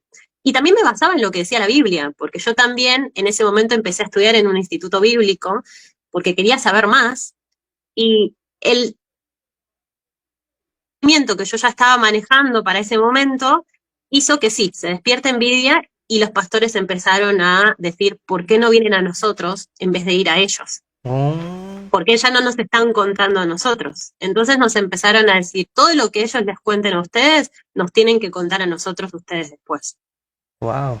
Pero ya había cosas que la realidad filtraba y no contaba, o había cosas que decía, venía una de las chicas, me decía, te quiero contar algo, que no sé, me está gustando este chico, cosas así, que vos decís son dentro de la adolescencia, y yo no iba a ir y iba a buchonear, iba a contarle a ellos algo que me compartió desde su secreto, porque es que eso es victimizar. Una traición también para esa persona. Es que eso es victimizar, porque imagínate que una chica te cuente algo muy, muy íntimo a ti, como mujer, y tú y otra vez tiene que contárselo al pastor. O sea, la estás victimizando 2 veces y la estás avergonzando 2 veces. O sea, si te lo comentó a ti es porque gana confianza contigo y quizás tiene más, no sé, se desenvuelve mejor. Sí, no solo eso, sino que hay muchas situaciones que sé que es muy difícil para muchos hablar. Había muchos chicos que eran muy tímidos y les era muy difícil entablar vínculos. Entonces, que por fin pudieron decir algo, no puedo exponerlos de esa manera. Entonces yo analizaba todo eso, cosa que por ahí ellos no. Ahí es donde empieza el problema. Que mis métodos empiezan a cambiar porque ya no me está gustando la manera en que ellos se están manejando con el grupo de jóvenes. Yo ya me sentía como, este grupo es mío y no le van a hacer nada.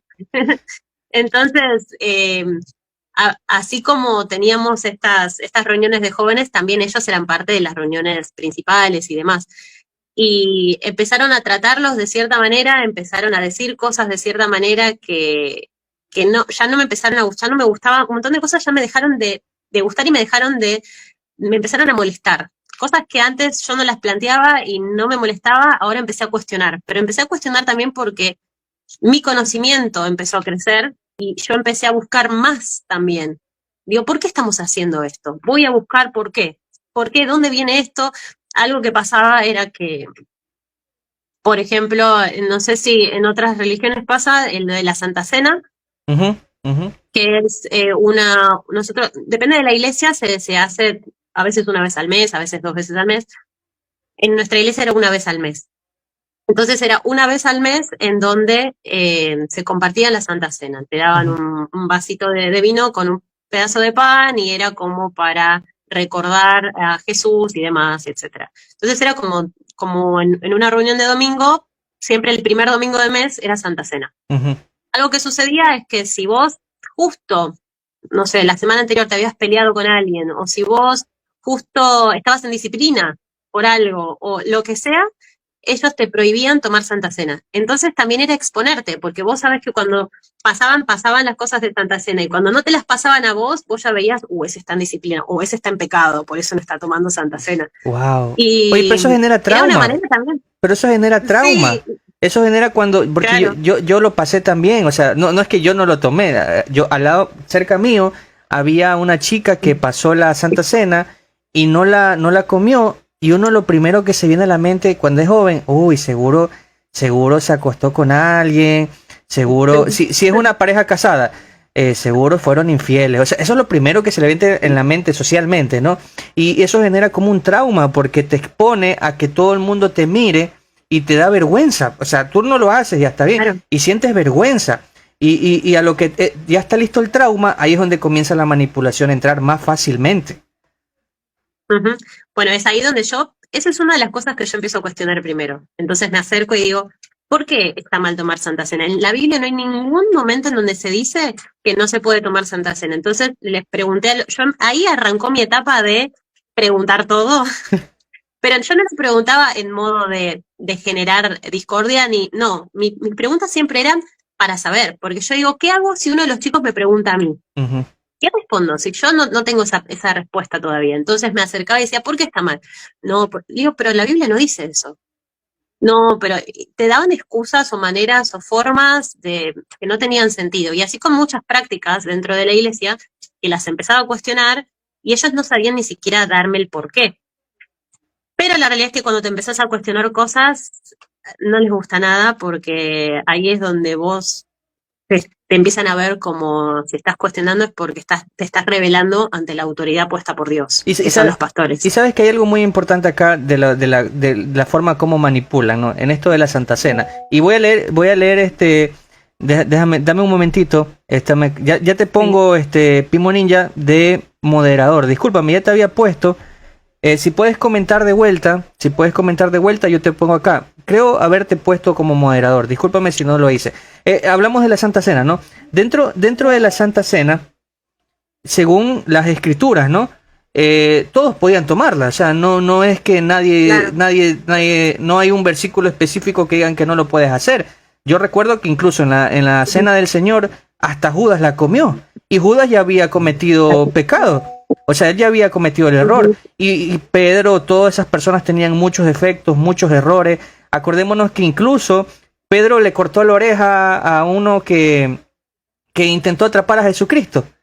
Entonces, cometieron muchos Ujú. errores, o sea, no es que existe una restricción de si tomar o no tomar Santa Cena. Y esto en lo de cuestionar está bien, amigos. O sea, no, porque si el pastor hace algo, uno tiene que cuestionarlo. Acuérdense de este asunto entre Pedro y Pablo, que Pedro era judaizante y todavía quería realizar la circuncisión, y Pablo no creía en la circuncisión. Entonces tuvieron una discusión y Pablo lo enfrentó a Pedro y le dijo, estás mal. O sea, las cosas no son así. Entonces no está mal cuestionar. Pedro era como la autoridad, digamos, ¿no? Y Pablo era como el nuevo apóstol. Y Pablo le dice, no, las cosas no son así. Las cosas deberían ser más abiertas. El cristianismo es diferente. Entonces no está mal cuestionar. Cuestionar es bueno. Uno cuestiona, uno enriquece más su testimonio, lo hace más fuerte, pero los pastores no lo hacen ver así como tú dices. Nada, algo también con respecto a la Santa Cena que me olvidé de mencionar, es que solo tomaban la Santa Cena quienes habían sido bautizados. Bautizados, obviamente, dentro de la iglesia cristiana. Entonces, si vos por ahí no estabas bautizado todavía, tampoco podías tomar la Santa Cena. Y eso también era como el pertenecer. Algo que nos decían en la iglesia era que el momento de la Santa Cena era un momento en donde todos nos uníamos como iglesia, como cuerpo, y era como una forma de entablar más fuerte todos nuestros vínculos. Entonces, uno cuando es chico, lo único que espera es crecer para poder bautizarse y después tomar la Santa Cena. Y eso también es como, quiero bautizarme para ser parte, quiero bautizarme para también tomar Santa Cena y poder pertenecer a esto que están haciendo todos juntos y que yo no puedo todavía porque no soy bautizado. Entonces esas eran reglas y de nuevo, eso yo también lo planteé, porque digo, ¿por qué? Si en la Biblia no se bautizaban primero y después tomaban Santa Cena, ¿de dónde salió eso? Oye, ¿a qué edad Bueno, a qué edad te bautizaste? Ese dato no me dijiste. yo me bauticé creo que a los 13. Porque en realidad te tenías que bautizar a partir de la preadolescencia. Cuando sos niño no te puedes bautizar. El bautismo es a partir desde los 11 años más o menos en adelante. Oye, pero mira Porque, qué curioso, uh-huh, qué curioso que lo sea a los 13 años, porque, por ejemplo, cuando tú te casas, en la iglesia, ¿qué te dicen? A partir de los 18 puedes tomar una decisión para casarte, porque es una decisión importante. claro. Pero ¿por qué para el bautizo lo haces a los 13? Si también el bautizo es una decisión importante. O sea, ¿por qué para una cosa hay que esperar a los 18, que está bien, pero ¿por qué para otra cosa ahí lo puedes hacer desde los 13 años? O sea, desde un niño no tiene capacidad de asimilar dónde está, qué va a hacer, por qué se bautiza ahí. Entonces no hay una lógica dentro de ese tipo de bautizo. Incluso hasta en las escrituras, Jesucristo se bautizó a los 33 años. O sea, es completamente diferente a lo que están haciendo. Pero yo creo que es parte como lo tenemos aquí ya. Claro. Ya desde cuando esos niños te van preparando que después de cuando empieces a crecer te vas a poder bautizar, entonces tenés que conocer todo para poder tomar la decisión y demás. Así que esas eran como las reglas para lo que es la Santa Cena. Sí, y otra consultita, otra Sí. consultita. Ya cuando entramos, ya pasaste la etapa de los 20, punto importante es ya la etapa del matrimonio. Cuando tú ya, los pastores suelen ser muy autoritarios, incluso te dicen con quién casarte, cómo casarte, prácticamente en algunas iglesias hasta te escogen las parejas. Cómo se desarrolla tu matrimonio dentro de esta creencia? Primero es que sentís la presión constante de que si te pones de novio te vas a tener que casar. Esa es una presión que se siente siempre, porque algo que nos explicaban es que el noviazgo es la antesala al matrimonio.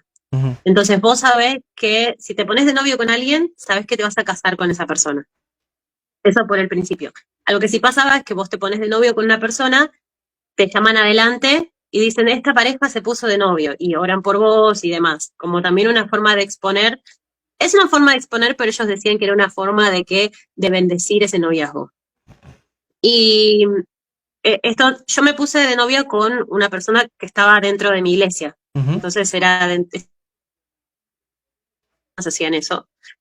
Y los que no eran de otras iglesias, pero volvían a nuestra iglesia. Eso era muy común hacer eso. Ellos siempre incentivaban a ponernos de novio con gente de nuestra iglesia para mantener los miembros. No decían, bueno, está bien encontrar a alguien fuera, pero tratemos de orar para que la persona llegue acá. Y esa era la manera. Entonces siempre se sentía esa presión de que vos sabés que te tenés que casar. Eso es algo que yo hoy en día lo veo y digo, a mí me hubiese gustado casarme a otra edad por ahí, o haber experimentado más tiempo en un noviazgo sin tantas reglas, o en un noviazgo en donde yo lo haya disfrutado.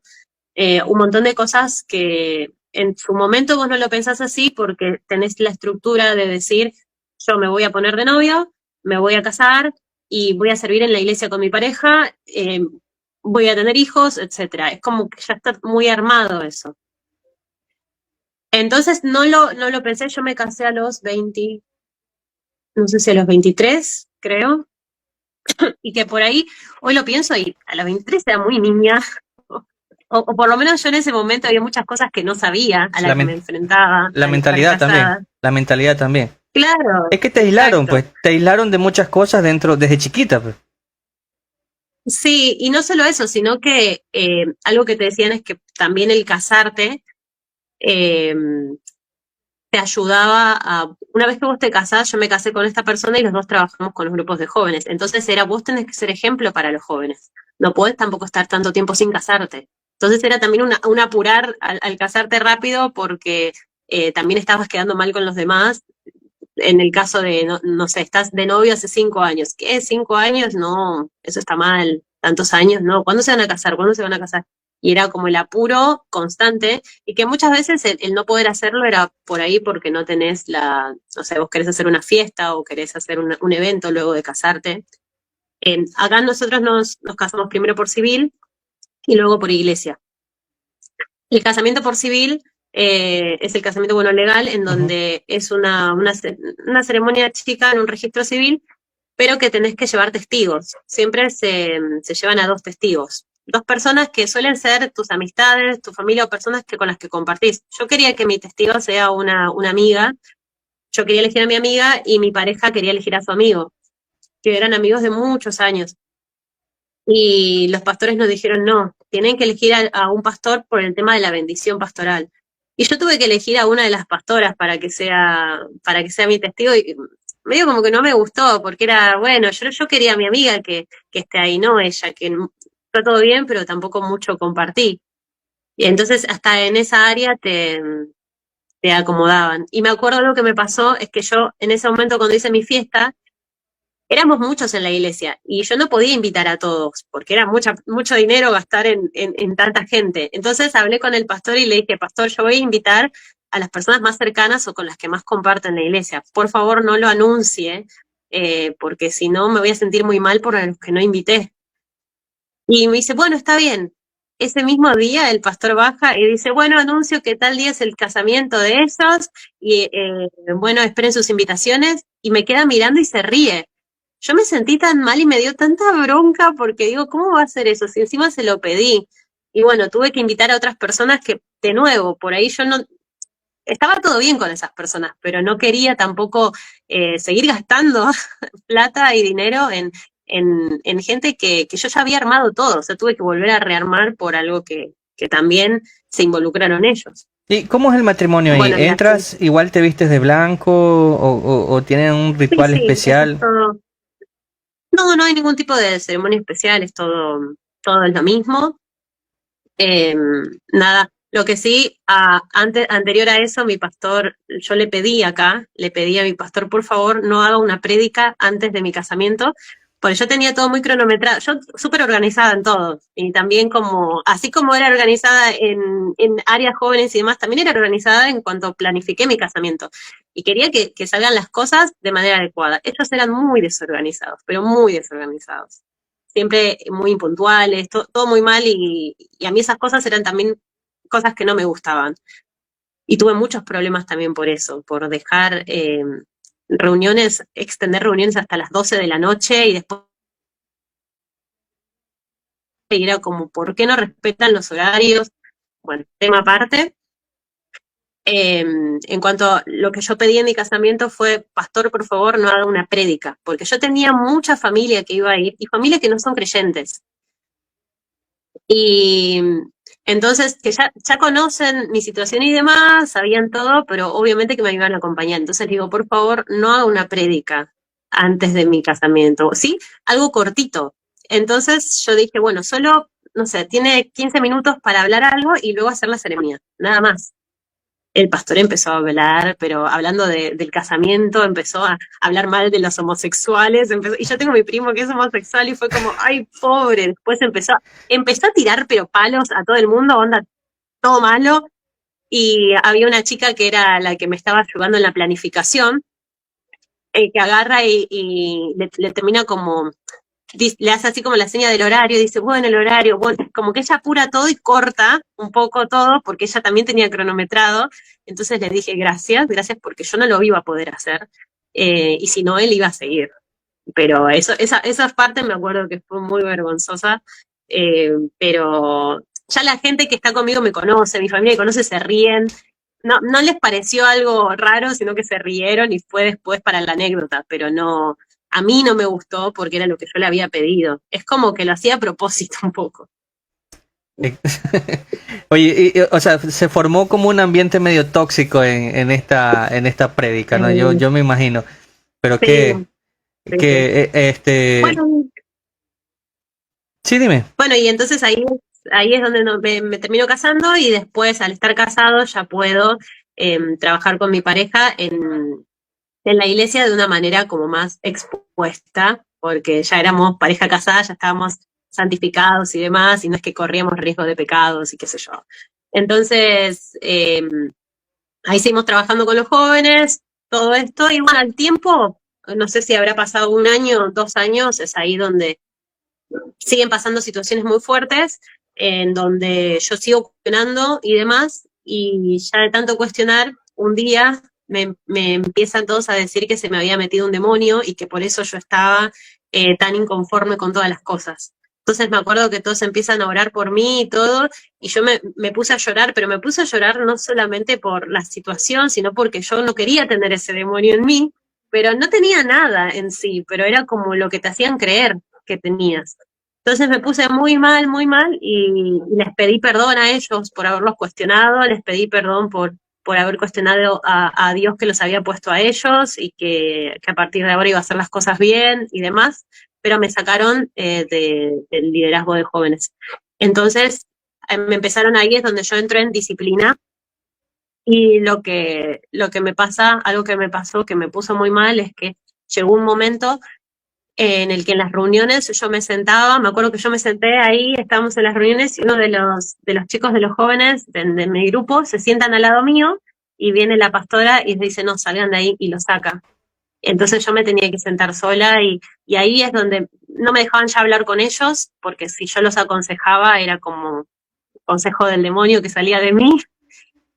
Y ellos también se pusieron muy mal, porque era como, no entendían el porqué y obviamente que les hacían caso, entonces ahí es donde me fueron alejando. Por eso yo en un punto digo, me hicieron un favor en hacerme eso porque ahí es donde yo decido irme.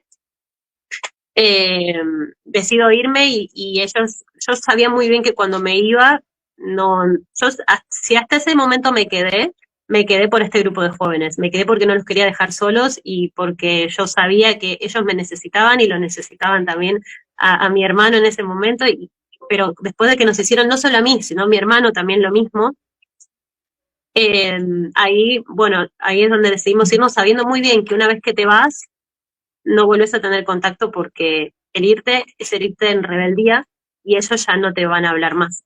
Entonces cuando yo me fui, todos me bloquearon, me borraron y ya nadie me habló más. Fue muy feo porque fueron muchos años ahí, entonces vos creas vínculos tan fuertes de compartir tanto que después cuando te vas que te traten como un desconocido es muy fuerte. Y también me sentí muy mal por el grupo de jóvenes y de ellos, pero muchos de ellos, cuando yo me fui, al tiempo se terminaron yendo también, se acercaron y me dijeron, ¿sabes qué? Me dijeron esto de vos, esto de vos, y esta era la razón por la que no nos podíamos... No hace falta que me expliquen porque yo estuve ahí y también me dieron la misma enseñanza de que cuando alguien se va, vos no te podés acercar a esa persona. Wow. Cuando alguien se va en rebeldía, cuando alguien se va, está mal, entonces vos lo único que puedes hacer es orar, pero no puedes tener contacto. Entonces, nunca me puse mal, nunca les eché la culpa a ellos, a estas personas que me dieron la espalda, porque sé muy bien lo que es estar manejado y manipulado por tanto tiempo, y yo también lo viví, entonces fue como, bueno, no lo voy a, no les voy a hacer cambiar de opinión porque sé que no lo van a cambiar. Y bueno, ahí es donde me voy y en ese momento, bueno, entre ellos siguen haciéndose cargo del grupo de jóvenes y del grupo de preadolescentes, esta pastora, la hija del pastor, se casó con un hombre, que este hombre tenía denuncias por pedofilia. Yo hablé con ella, le dije, presta atención a esto, por favor, pero obviamente que yo ahí ya endemoniada no podía decir nada. Eh, entonces, cuando me voy, este hombre le dan el cargo que tenía mi hermano, que era Wow. de líder de preadolescentes. Es que esos hombres buscan esos Eh, cargos, esos hombres buscan esos cargos, las personas que son pedrastras, se puede decir, buscan cargos de autoridad donde tengan control sobre los menores, ¿no? por ejemplo, maestros, pediatras, y autoridades religiosas. Claro. Entonces, mi hermano estuvo muy mal porque dice, le va a hacer algo a los chicos. Y también es el hecho de que no estaba preparado tampoco. Era un hombre que apareció ahí, pero no es que tenía preparación de ningún área. Eh, pero, claro, por el simple hecho de ser esposo de, ya tenías un cargo. Y eso pasaba, era muy común. Vos si Ujú, te casás con un pastor, ya estás, sos pastora. Si te casás con un líder, listo, sos líder. Y más, esa regla obviamente aplicaba solo a su familia, ¿no? ujú. Entonces, bueno, pues sucedió que sí, este hombre terminó abusando de una de las chicas de los pre, pero la locura fue que abusó de esta chica y no sé en qué, la verdad es que no sé en qué quedó, porque yo ya ahí ya dejé de tener vínculo con la iglesia, lo único que sé es que se perdonaron y habrán escondido todo como siempre hacen. Mira, ese es el punto que tocó Rubí, que está aquí todavía en el chat. ¿Cuál es la diferencia entre perdonar como enseñó Jesucristo, no? Y se ven estos casos, ¿no? Les enseñan a perdonar, Claro. pero no denuncian a la policía y todo queda ahí. Y lo que pasa es que esto es un círculo. Esta persona va a seguir abusando y psicológicamente una de estas personas que abusa sigue abusando y no para. Mira, a mí de lo que me estabas contando me llamó algo mucho la atención y es la parte donde a ti no te saludan. La coerción se llama eso, ¿no? La manipulación.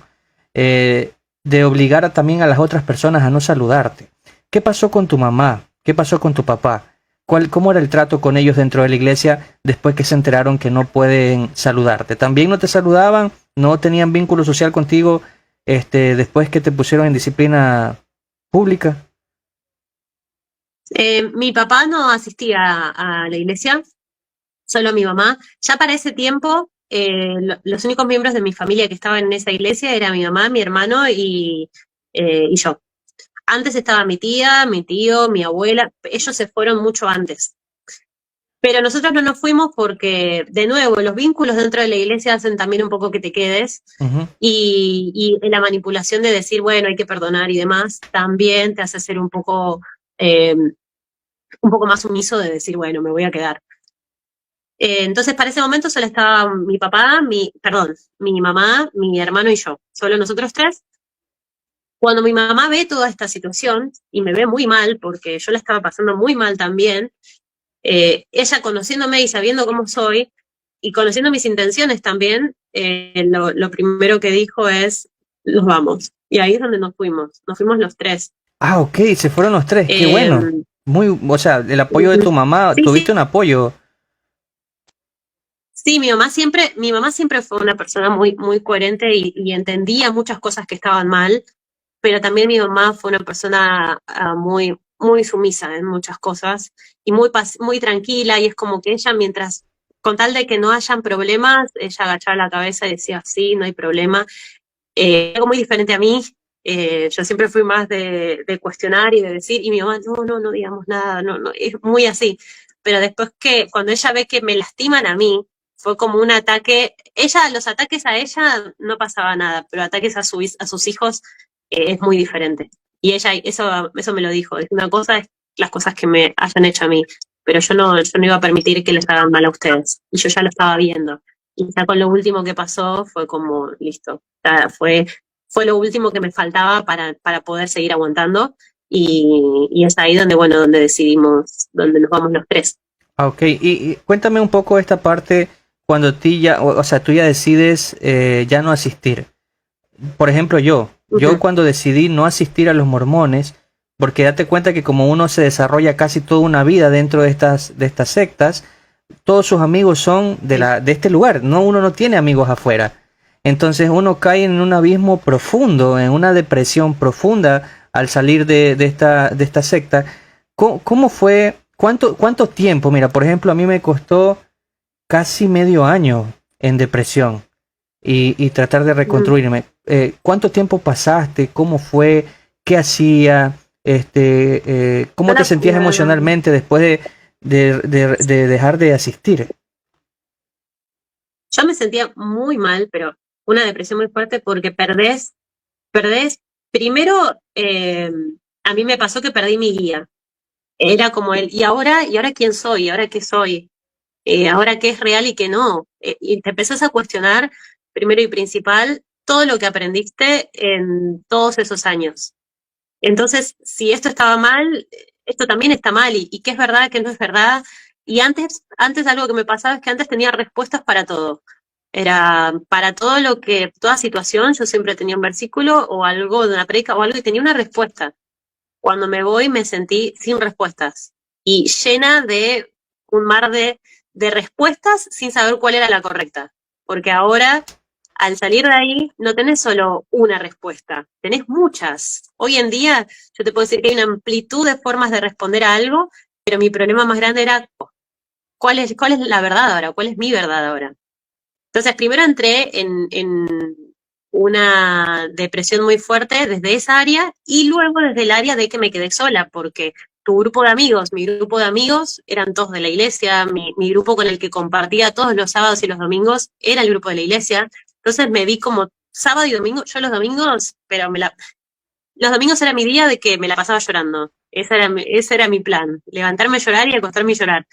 Porque antes los sábados y los domingos yo tenía mi rutina de ir a la iglesia o mi rutina de estar con el grupo de jóvenes, con mi grupo, y después de un día para el otro todo eso se terminó. ¿Hace cuánto tiempo Entonces fue eso? también fue muy fuerte. Sí, ¿Hace cuánto tiempo tiene que saliste de la iglesia? bueno, yo me fui antes de pandemia, Ah, será el 2019. Entonces, cuando yo estaba intentando estar mejor, pandemia. Entonces eso también me tiró mucho más abajo. Porque sí, yo me fui en el 2019, habrá sido mitad de año 2019 y luego el 2020, principio de año, arrancó la pandemia. oye, ¿no crees Entonces que ahí la pandemia también ayudó a despertar a muchas personas? sí, eso yo creo que fue verdad, porque algo que pasaba es que en esta iglesia el uso de la tecnología no estaba bien visto.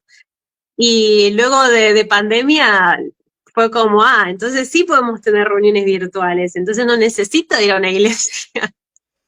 Eh, en pandemia la pasé también muy mal, pero encontré grupos de Zoom y me fui uniendo ahí a grupos de personas que compartían la palabra, porque yo seguía, hasta el día de hoy sigo creyendo en Dios, no es que perdí mi fe, sino que solamente cuestiono y no creo más en el Dios que me enseñaron. Excelente. Entonces ahí es donde yo también quería seguir perteneciendo a un grupo, con compartir, Eso, pero me era eso, muy difícil. eso te iba a decir, pregunta puntual. Cuando tú sales de esta creencia, de esta manipulación, de esta secta, se podría decir, ¿tú tienes alguna pareja después de esto rápidamente o perteneces a algún lugar? Porque mira, yo te digo, el error común que cometemos las personas que salimos de sectas, porque es natural que el ser humano se relacione con otras personas, es normal, ¿no? Uno cuando sale de estas sectas y está acostumbrado siempre a estar rodeado de muchas personas, uno pierde eso y uno quiere comenzar a relacionarse. ¿Tú te comenzaste a relacionar? ¿Tuviste alguna pareja en ese momento o pasó un tiempo, te diste tu tiempo a solas? No, ¿cómo fue el proceso? ¿Cuánto tiempo pasó? ¿Asistes a alguna iglesia ahorita? ¿Te han invitado? Sí. ¿Estás en la capacidad de recibir otra información? ¿O cómo te sientes ahorita? Esto es así, me fui de la iglesia estando casada, yo estaba todavía con mi pareja, él también se fue conmigo. Ah, ok. Eh, entonces, cuando nos vamos, lo primero que hacemos, bueno, yo estaba con todo este tema de se va a empezar a saber todo de todas las cosas malas que había hecho esa iglesia y las quería denunciar. Yo estaba con que los voy a denunciar todo el maltrato que sufrí, no solo yo, sino muchas personas. Me comuniqué con muchas personas que habían sufrido también en esa iglesia, hicimos una carta, empecé a organizarme desde esa área. Mi idea era hacer algo con eso, pero ahí es donde me pasa lo de la pandemia. En pandemia se frena todo, entonces también se frenó mis ganas de hacer justicia, porque y mi depresión me consumió también esas ganas. yo en ese momento seguía con mi pareja, o sea, transité todo esto en ese momento con mi pareja, con mi familia y demás, pero bueno, como dije antes, no tenía grupos de amigos y todo, pero en pandemia se usaba mucho Zoom y un poco ahí también iba charlando con otras personas. Me acuerdo que en un momento me metí en un grupo de chicos que son católicos y compartíamos nuestras experiencias, que por ahí no era tanto en sí la palabra, sino el compartir. Ujú. Y yo necesitaba eso. Es por eso que después cuando termina la pandemia, yo arranco en otra iglesia, porque yo de verdad necesitaba, era como, son casi 30 años teniendo esta misma rutina y de un momento para el otro sacarlo, es como que hay cosas que extrañas, porque fue Eso, parte de tu vida. eso es lo que te quería sacar, esa partecita de ahí. Porque Sí. algunos piensan, yo pasé lo mismo igualito, salí y ahora estaba asistiendo a otro lado después. Entonces, es normal, amigos, que uno quiera seguir asistiendo o pertenecer a un lugar, pero eso va cambiando, quizás eso se va moldeando, uno va aprendiendo. Pero disculpe por haberte interrumpido, sino que era para que todos nos Sí. podamos sentir identificados, porque alguien quizás aquí salió de una secta y dices, pero ahora estoy asistiendo a otra, ¿qué está pasando? ¿No? Pero es el sentido mismo uno de pertenecer a algo, porque uno está acostumbrado a eso. Y no solamente eso, yo también lo que me motivaba es quiero pertenecer a una iglesia porque también quiero dar a conocer las cosas que aprendí y quiero volver a sentirme útil también en un área en donde sé que puedo dar y no sé en dónde.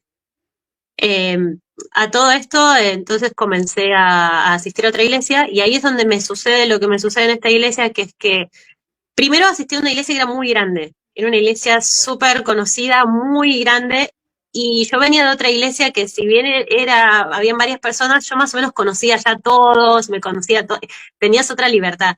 Esta iglesia me sentí como no pertenezco porque no conozco a nadie, intentaba hablar con alguien pero tampoco podía, no sabía cómo relacionarme. Me sentí como un puntito en todo en un universo y no me sentí cómoda, entonces ahí dejé de asistir y después luego asistí a otra iglesia, que era como más o menos una iglesia que no era grande, pero habían varias personas, todo se veía como más familiar, como más acogedor, y entonces dije, bueno, voy a arrancar acá, con mi pareja, obviamente, y también empezó a ir también ahí mi mamá, mi hermano, o sea, como que todos buscábamos eso. En todo este momento, bueno, ahí es donde en esta iglesia me sucede lo que me sucede que conté en un TikTok, que es que mi expareja en ese momento me termina engañando con la persona que estaba en la alabanza, que cantaba con él, pero fue muy traumático cómo me enteré y demás. Y si bien intenté en su momento salvar eso, después caí en la ficha y dije, no, no puedo seguir ¿Por qué los de la permitiendo que alabanza? No, me no, hagan no, no eso. entiendo por qué los de la alabanza se llevan todo ese, están siempre en el ojo del huracán en el tema de los amoríos. Siempre o el No sé. guitarrista o la alabanza. No, Bueno, este guitarrista. sí, siempre, siempre están en esto de que se enamoran de él. Sí. No sé si es porque están, yo creo que la alabanza está hasta más expuesta, tienen más cámara, más escenario que el propio pastor a veces. Yo he ido a iglesias que es Ah, sí. 2 horas de alabanza y 20 minutos de prédica. Entonces yo creo que va por ahí, Mm. ¿no? De tener todos estamos mirándolo a ellos o a ella como canta, que yo creo que llega un punto que ya Claro. no sé, yo no he experimentado eso. Digo, de repente pasó con tu expareja que la miraba, no sé, y ahí por ahí comenzó todo, ¿no? Sí, creo que es también porque no solamente son los que más se exponen, sino los que se supone que son los que incentivan a mover a la iglesia hacia la adoración y dejarlos en ese momento de estar preparados para luego recibir la palabra. Es como que toda la música, toda la parte que cantás y todo, vos ahí ya vas viendo cómo la gente se va quebrando, Y eso no es una va manipulación. abriéndose a No, emociones, es, claro, abriéndose a emociones que luego reciben la palabra de otra manera, porque luego después de... Es muy diferente si vos directamente vas y das una prédica sin previa música antes. No hay una preparación en donde decís, bueno, estoy preparando, estoy haciendo como un setting para más profunda, porque ya quedaron sensibles. Entonces ahí eso también es otra forma de utilizar la música para manipular, puede ser, Pero sí es verdad que va muy acompañado la música de la prédica siempre. Entonces él estaba en esa área. Él siempre perteneció al área de alabanza y de música y demás. Entonces eso también ahí cuando me sucede esta situación, bueno, no voy a contar todo lo que pasó, pero eh, prácticamente ahí es donde yo termino en la depresión absoluta. Wow, Porque yo ya venía ahí con mis temas de la iglesia, mis temas principales de amistades y demás, y que me haya yo decidido confiar en otra iglesia y en personas que dije, bueno, por ahí acá se puede, me tuve que ir porque sentí como una traición ya, otra nueva traición de otro tipo, y yo ya estaba como harta de tanto mal toda la vez. Y todo esto fue en un periodo de, no sé, te diría un año y medio. wow, Entonces fue muy fuerte. es bastante Sí, fuerte, es bastante fuerte. sí, sí. Prácticamente Ujú. recibiste dos traiciones, porque cuando uno sale de una secta, uno siente que es como que se ha divorciado, prácticamente. Uno ha tenido Sí. una relación de Ujú. años y es como que tú digas, le descubrí a mi esposo que tuvo otro hijo por otro lado. Más o menos así de Sí. duro es cuando uno sale de una Ujú. secta, uno siente una traición tremenda y recibir dos traiciones, yo no me imagino cómo ha de ser. Pero referente al tema, Son como... Sí, sí, yo voy a contar algo.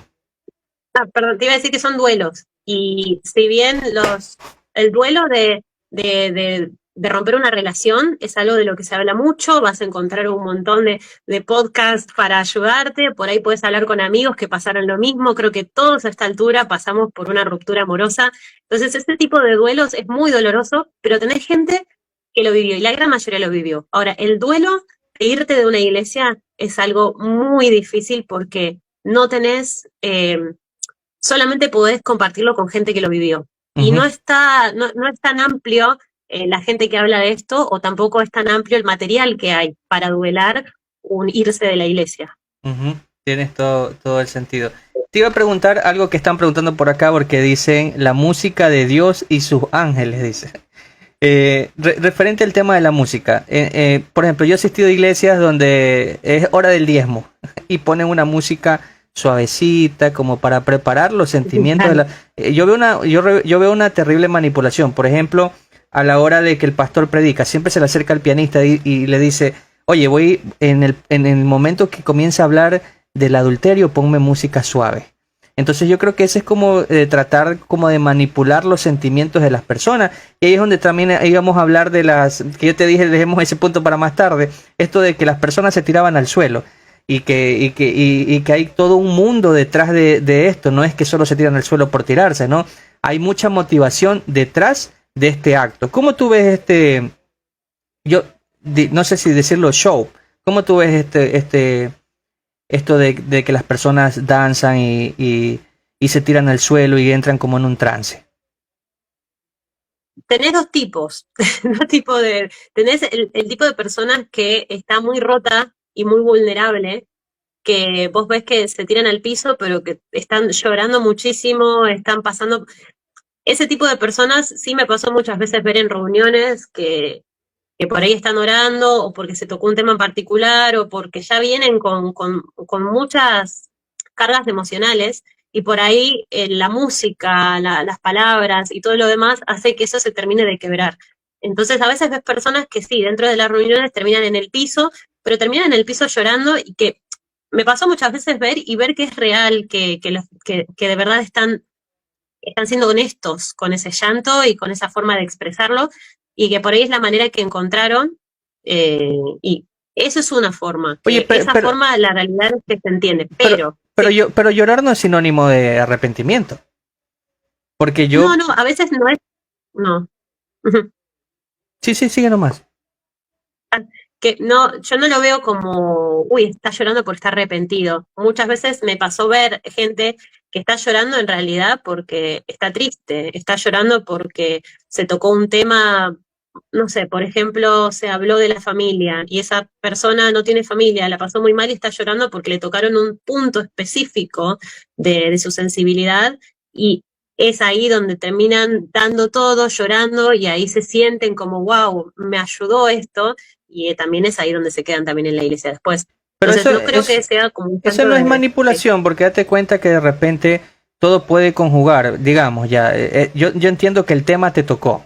A mí me ha tocado muchos temas cuando han predicado, pero la música, todo el ambiente, toda la gente también llorando, puede llevar a que tú ya comiences a quebrarte, pero ahí es donde entra personas aprovechadoras. Por ejemplo, yo he visto los de worship, por estas iglesias worship, que las personas están llorando y ahí están las cámaras, grabando, utilizando toda esa información. O sea, me parece, no tiene ni palabra Claro. utilizar los sentimientos de la otra persona para decir, uy, mira, aquí sí está el espíritu, aquí el espíritu quiebra a las personas, ¿no? Mm. Yo creo que hay cosas que las iglesias están aprovechando de ese momento para sacar lucro.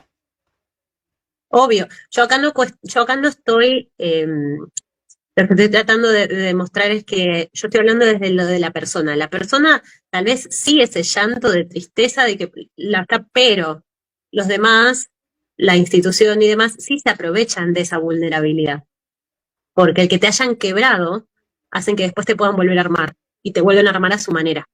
Ujú. Entonces, no creo que ahí una persona que está en el piso llorando y pasándola muy mal, no voy a cuestionar si eso es real o no. Sí cuestiono lo que se hace después y sí cuestiono el cómo se arma todo alrededor para poder quebrar a esa persona en cierta área que por ahí no quería hacerlo de esa manera, pero a veces pasa.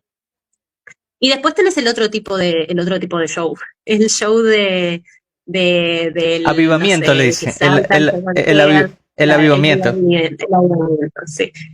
Yo me recuerdo el pastor, muchas veces un clásico que te toque acá. Tú Yo danzaste. nunca me caí, porque yo el día que si esto me pasa, yo quiero caerme sola. Yo no quiero que me empujen ni nada, pero este pastor te empujaba, literal, un poco más te sacaba el cuello para atrás.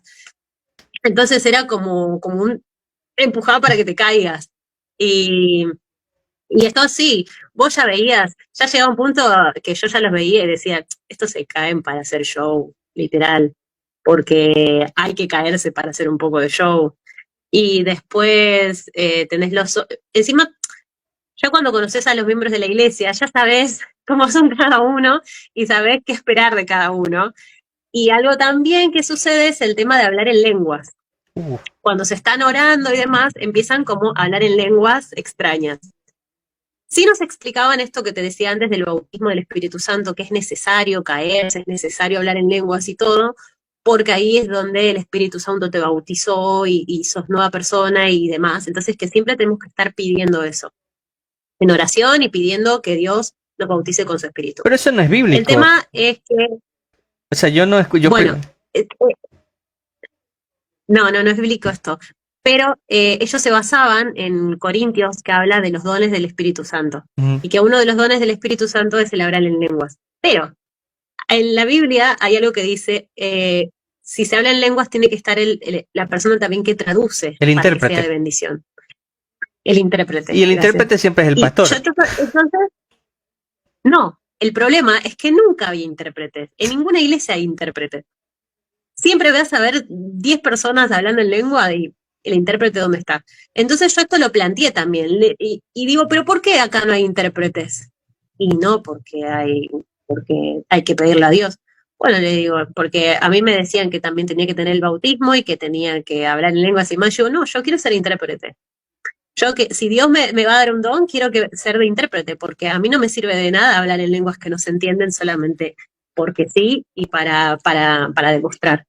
Y eso tampoco mío que Oye, gustó. y hay un sistema de aceptación ahí, porque por ejemplo que el que no habla en lengua no está aceptado espiritualmente, todavía no es, por ejemplo, tienen esto de los que Sos un comen, bebé espiritual. eso, el bebé espiritual. Entonces, tienes que sí o sí hablar en lenguas en esta iglesia para ser aceptado por la comunidad, porque ya te bautizó el Espíritu Santo. Entonces, establecen reglas, yo le llamo reglas internas, porque reglas de la Biblia no está que tienes que hablar en lengua para ser aceptado dentro de la iglesia, ¿no? El Espíritu Santo yo creo que podría actuar de muchas formas, no solamente el hablar en lengua y tirarse al suelo, puede actuar de muchas formas. Claro. Y también algo que pasa es que en la Biblia, el mismo versículo que ellos usaban para establecerlo de hablar en lenguas, si seguís leyendo un poco antes, un poco después, y acá es donde hablo de la descontextualización de la palabra, te termina dando más información. Entonces ahí es donde yo agarraba y decía, pero primero, ¿qué pasa con el intérprete? No hay intérprete, hay que pedir a Dios que haya intérprete, pero también hay que pedir a Dios que hable en lengua. Ok. Y después, en ese mismo versículo es que todo se tiene que dar en orden. Yo digo, a mí no me parece ordenado que estén 10 personas acá gritando, hablando en lenguas, otra tirada en el piso, otra cantando, otra llorando. A mí no me parece que eso sea ordenado. Y si Dios es un Dios de orden, no entiendo el por qué estamos haciendo esto. Si Dios es un Dios de orden, ¿por qué Dios permitiría que todos hablen en lenguas a la vez? No, Dios va a permitir que se dé todo ordenado. Y si hablar en lenguas, mi Dios de orden estaría uno hablando en lenguas y el otro interpretando y listo. Yo no creo que Dios permita tanto desorden. Y también, todo esto yo, así como te lo digo a vos, también lo planteé a los pastores. Ahí es donde también no gusta mucho esto. Y también les decía, les comentaba esto y le digo, ¿qué pasa si yo quiero invitar a una amiga a la iglesia? A mí me da vergüenza, le digo, me da vergüenza que venga y que vea todo este desorden, todo esto. Y bueno, pero no, porque Dios se maneja de maneras que son incomprensibles para nosotros, que nosotros no podemos intentar comprender a Dios con nuestra humanidad, que el Espíritu Santo se maneja de esta forma y no hay que cuestionarlo. Bueno, esas eran las explicaciones que me daban. Wow, amigos. Para todas las personas que están aquí conectadas, bueno, están preguntando mucho por ti. Voy a ponerles, estamos 70 personas conectadas acá, voy a ponerles el TikTok de ella, si ustedes quieren consultarle, quieren de repente hacerle alguna pregunta. Al terminar el video, voy a ponerles aquí abajo el TikTok, también voy a poner abajo el TikTok de Doctrinas Peligrosas, que es el del canal. De repente quieren ustedes también poder contar su experiencia que han pasado dentro de alguna secta o comportamiento sectario, se los voy a dejar acá, amigos. Los que no se han suscrito al canal, suscríbanse, activen la campanita para otro día estar teniendo una conversa. Me suelo conectar los fines de semana para estar dialogando. Y estamos hablando el día de hoy con Belén. Ella se llama Belén, ella es de Argentina, si pudieron detectar su dialecto. Ella ha salido de una secta, se podría decir, muy carismática, con un aspecto muy extremo en algunas cosas. Estamos hablando ahorita de los dones bueno, estamos hablando de las lenguas prácticamente. Ahora sí, disculpen por haberte interrumpido, Belén. Sí, puedes proseguir, estabas contándonos. Nos estabas contando sobre las lenguas y sobre cuestionar. Claro. Esto es muy común en las iglesias, ver la gente hablando en lenguas extrañas y demás. Y ahí es donde yo lo empecé a cuestionar. El hecho de decir, mi Dios es un Dios de orden, en la Biblia también dice que todo se da ordenado.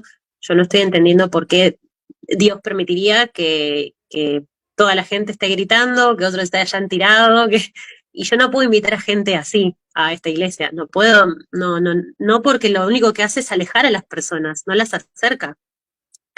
Y te vas espantado viendo todo eso, no las vas a terminar acercando a las personas a Dios. Y eso tampoco es Dios. Dios no es un montón de personas gritando y lenguas que no se entienden. Bueno, esto obviamente que no gustó cuando lo dije, no les pareció bien. Me dieron la explicación que acabo de dar recién, la que, bueno, no conocemos cómo Dios se maneja, nuestra humanidad no vamos a entender nunca ciertas cosas, Dios tiene misterios desconocidos para nosotros y demás. Entonces, bueno, eso tampoco me gustó, no me pareció correcto y tampoco lo entendí y tampoco pudieron ellos explicármelo. Así, esas son cosas que a mí yo no las viví. Yo no sé lo que es hablar en lenguas, la verdad. No sé, nunca lo experimenté y tampoco iba a ser como sé que muchos lo hacían, que era inventar. Me acuerdo que cuando me voy de la iglesia, uno de los chicos que también luego se va, me dice, yo una vez empecé así a balbucear como para decir que estaba hablando en lenguas, dice, y no sé, nosotros nos reímos ahora, ¿no? Pero en ese momento, ¿cuántos harán lo mismo? Porque es también como un estatus que tenés, si hablas en lengua o no. Es como, ay, está siendo bautizado por el Espíritu Santo, mirá. Y yo que no, es como, fue a Dios, ¿por qué no me elegiste a mí? Y también estás como, bueno, tengo que hacer más para que Dios me elija, o tengo que dar más para que Dios me elija y así por fin entender o poder experimentar lo que es esto. Se crea jerarquías, diría yo, ¿no? Porque están los que no han hablado en lengua son los que asisten, pero como que Dios no los escoge por algo.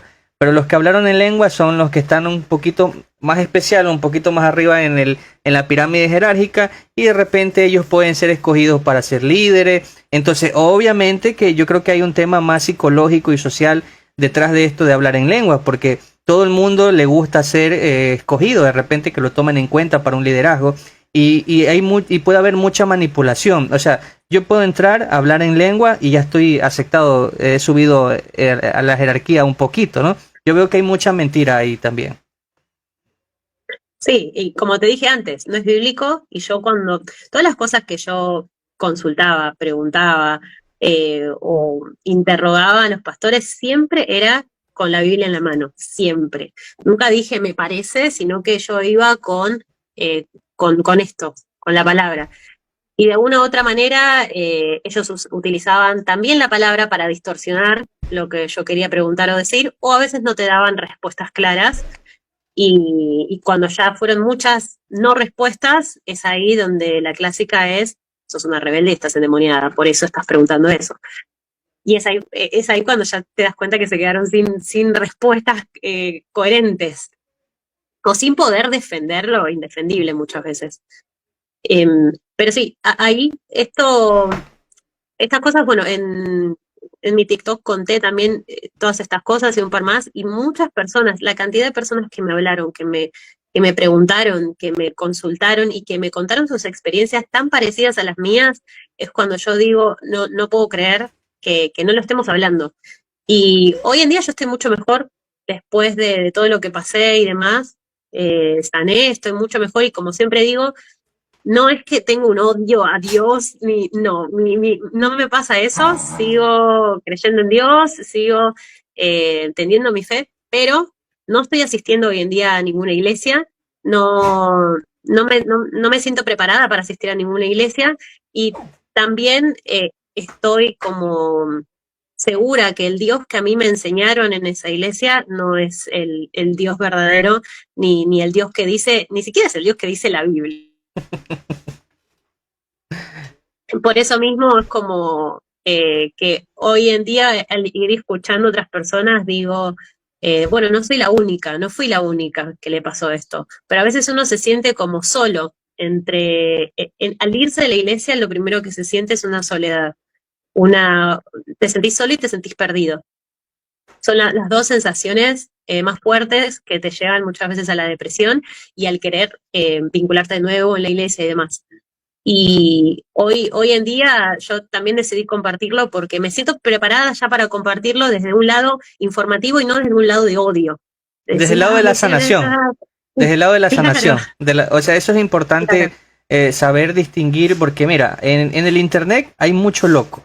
Mucho loco compartiendo, que también han salido de sectas, pero lo comparten desde un lado como del odio, desde el lado de como que ellos son los enemigos y cosas. Pero cuando uno ya pasa ciertas partes del duelo, comienza la aceptación, comienza a entender muchas cosas más, uno ya brinda un consejo, digamos, desde la sanación, ¿no? Que es muy diferente a otro tipo de mensaje que quizás, por ejemplo, no sería lo mismo entrevistar a Belén ahorita como entrevistar a Belén de hace un año atrás. De repente, quizás esa Belén hubiese dado con toda esa iglesia, ¿no? Como tú me comentaste que me la pasaba llorando, sí, o hablaba y lloraba. Sí, era lo más seguro. Entonces, pero es muy diferente, ¿no? Ya amigos, ustedes nos ven aquí a nosotros conversando, pero no saben cuánto hemos de repente llorado, cuánto tiempo hemos estado no queriendo salir de la casa, cuánto tiempo hemos pasado solo, preguntándonos, leyendo, cuántas veces no hemos dormido, cuántas noches nos hemos quedado hasta las 3 de la madrugada leyendo y tratando de entender, porque tú dices, ahora que soy ateo, soy cristiano, soy agnóstico, ¿qué soy?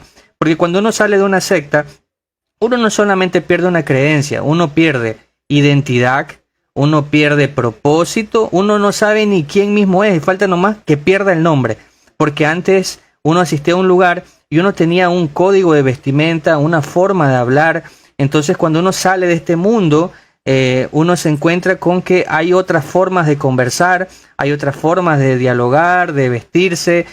Antes quizás Belén, no sé, vestía muy adoctrinada, falda hasta el tobillo. Entonces uno comienza a salir y uno dice, no, pero no está mal, o sea, uno puede vestirse de otra manera, y no significa que que estás desobedeciendo a Dios.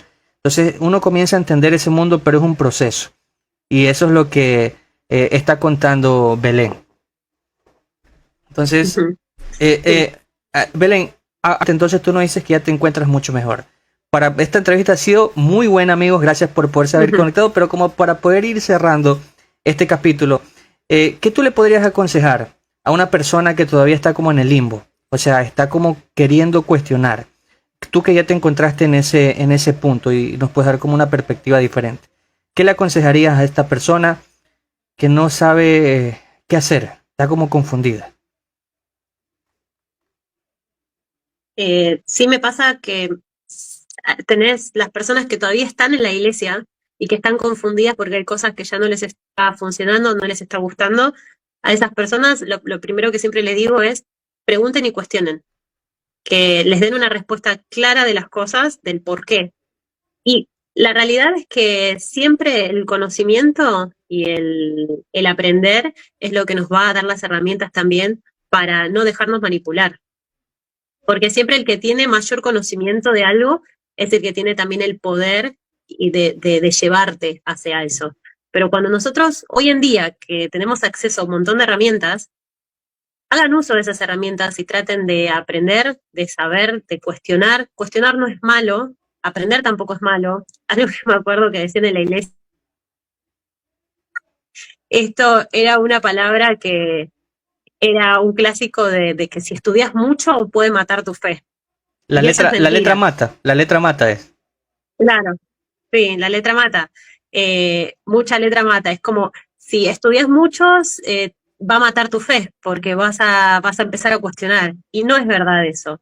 El estudiar y el prepararse no te hace cuestionar tu fe, te hace cuestionar a prácticas que vos ya estás viendo que no están bien. Entonces ahí hay que aprender a no tener miedo ni sentirse mal por cuestionar a las personas o cuestionar las instituciones. Entonces lo primero, si personas que siguen en la iglesia, lo primero es eso, es cuestionar y ir usando herramientas para aprender. No solo uno aprende dentro de la iglesia, también puede aprender solo. Somos personas que podemos aprender no necesariamente con un otro, podemos llegar a ser autodidactas y estar en casa, aprender, leer, buscar, eso es lo principal. Y ya personas que salieron de la iglesia y que se encuentran en ese momento de me siento solo y no sé quién soy, ese es un proceso de descubrimiento y que también es al principio triste o al principio puede ser un poco desolador encontrarte en eso. También el camino termina siendo muy lindo en el descubrirte de nuevo, en el autodescubrirte de nuevo, en decir, bueno, me dijeron esto toda la vida, me dijeron que soy esto siempre, me dijeron que esta es la respuesta, me dijeron, bueno, ahora estoy fuera de eso. Y lo que me pasó a mí que conté antes es que el estar fuera de la iglesia ya no tengo una sola respuesta, tengo un montón de respuestas. Entonces darse el lugar a, bueno, voy a ir viendo todas estas respuestas que tengo, voy a ir intentando ver qué me funciona, qué no, y siempre desde el lado de el aprender y no desde el lado de la culpa, porque hay algo que a mí me taladraba mucho siempre y era la culpa.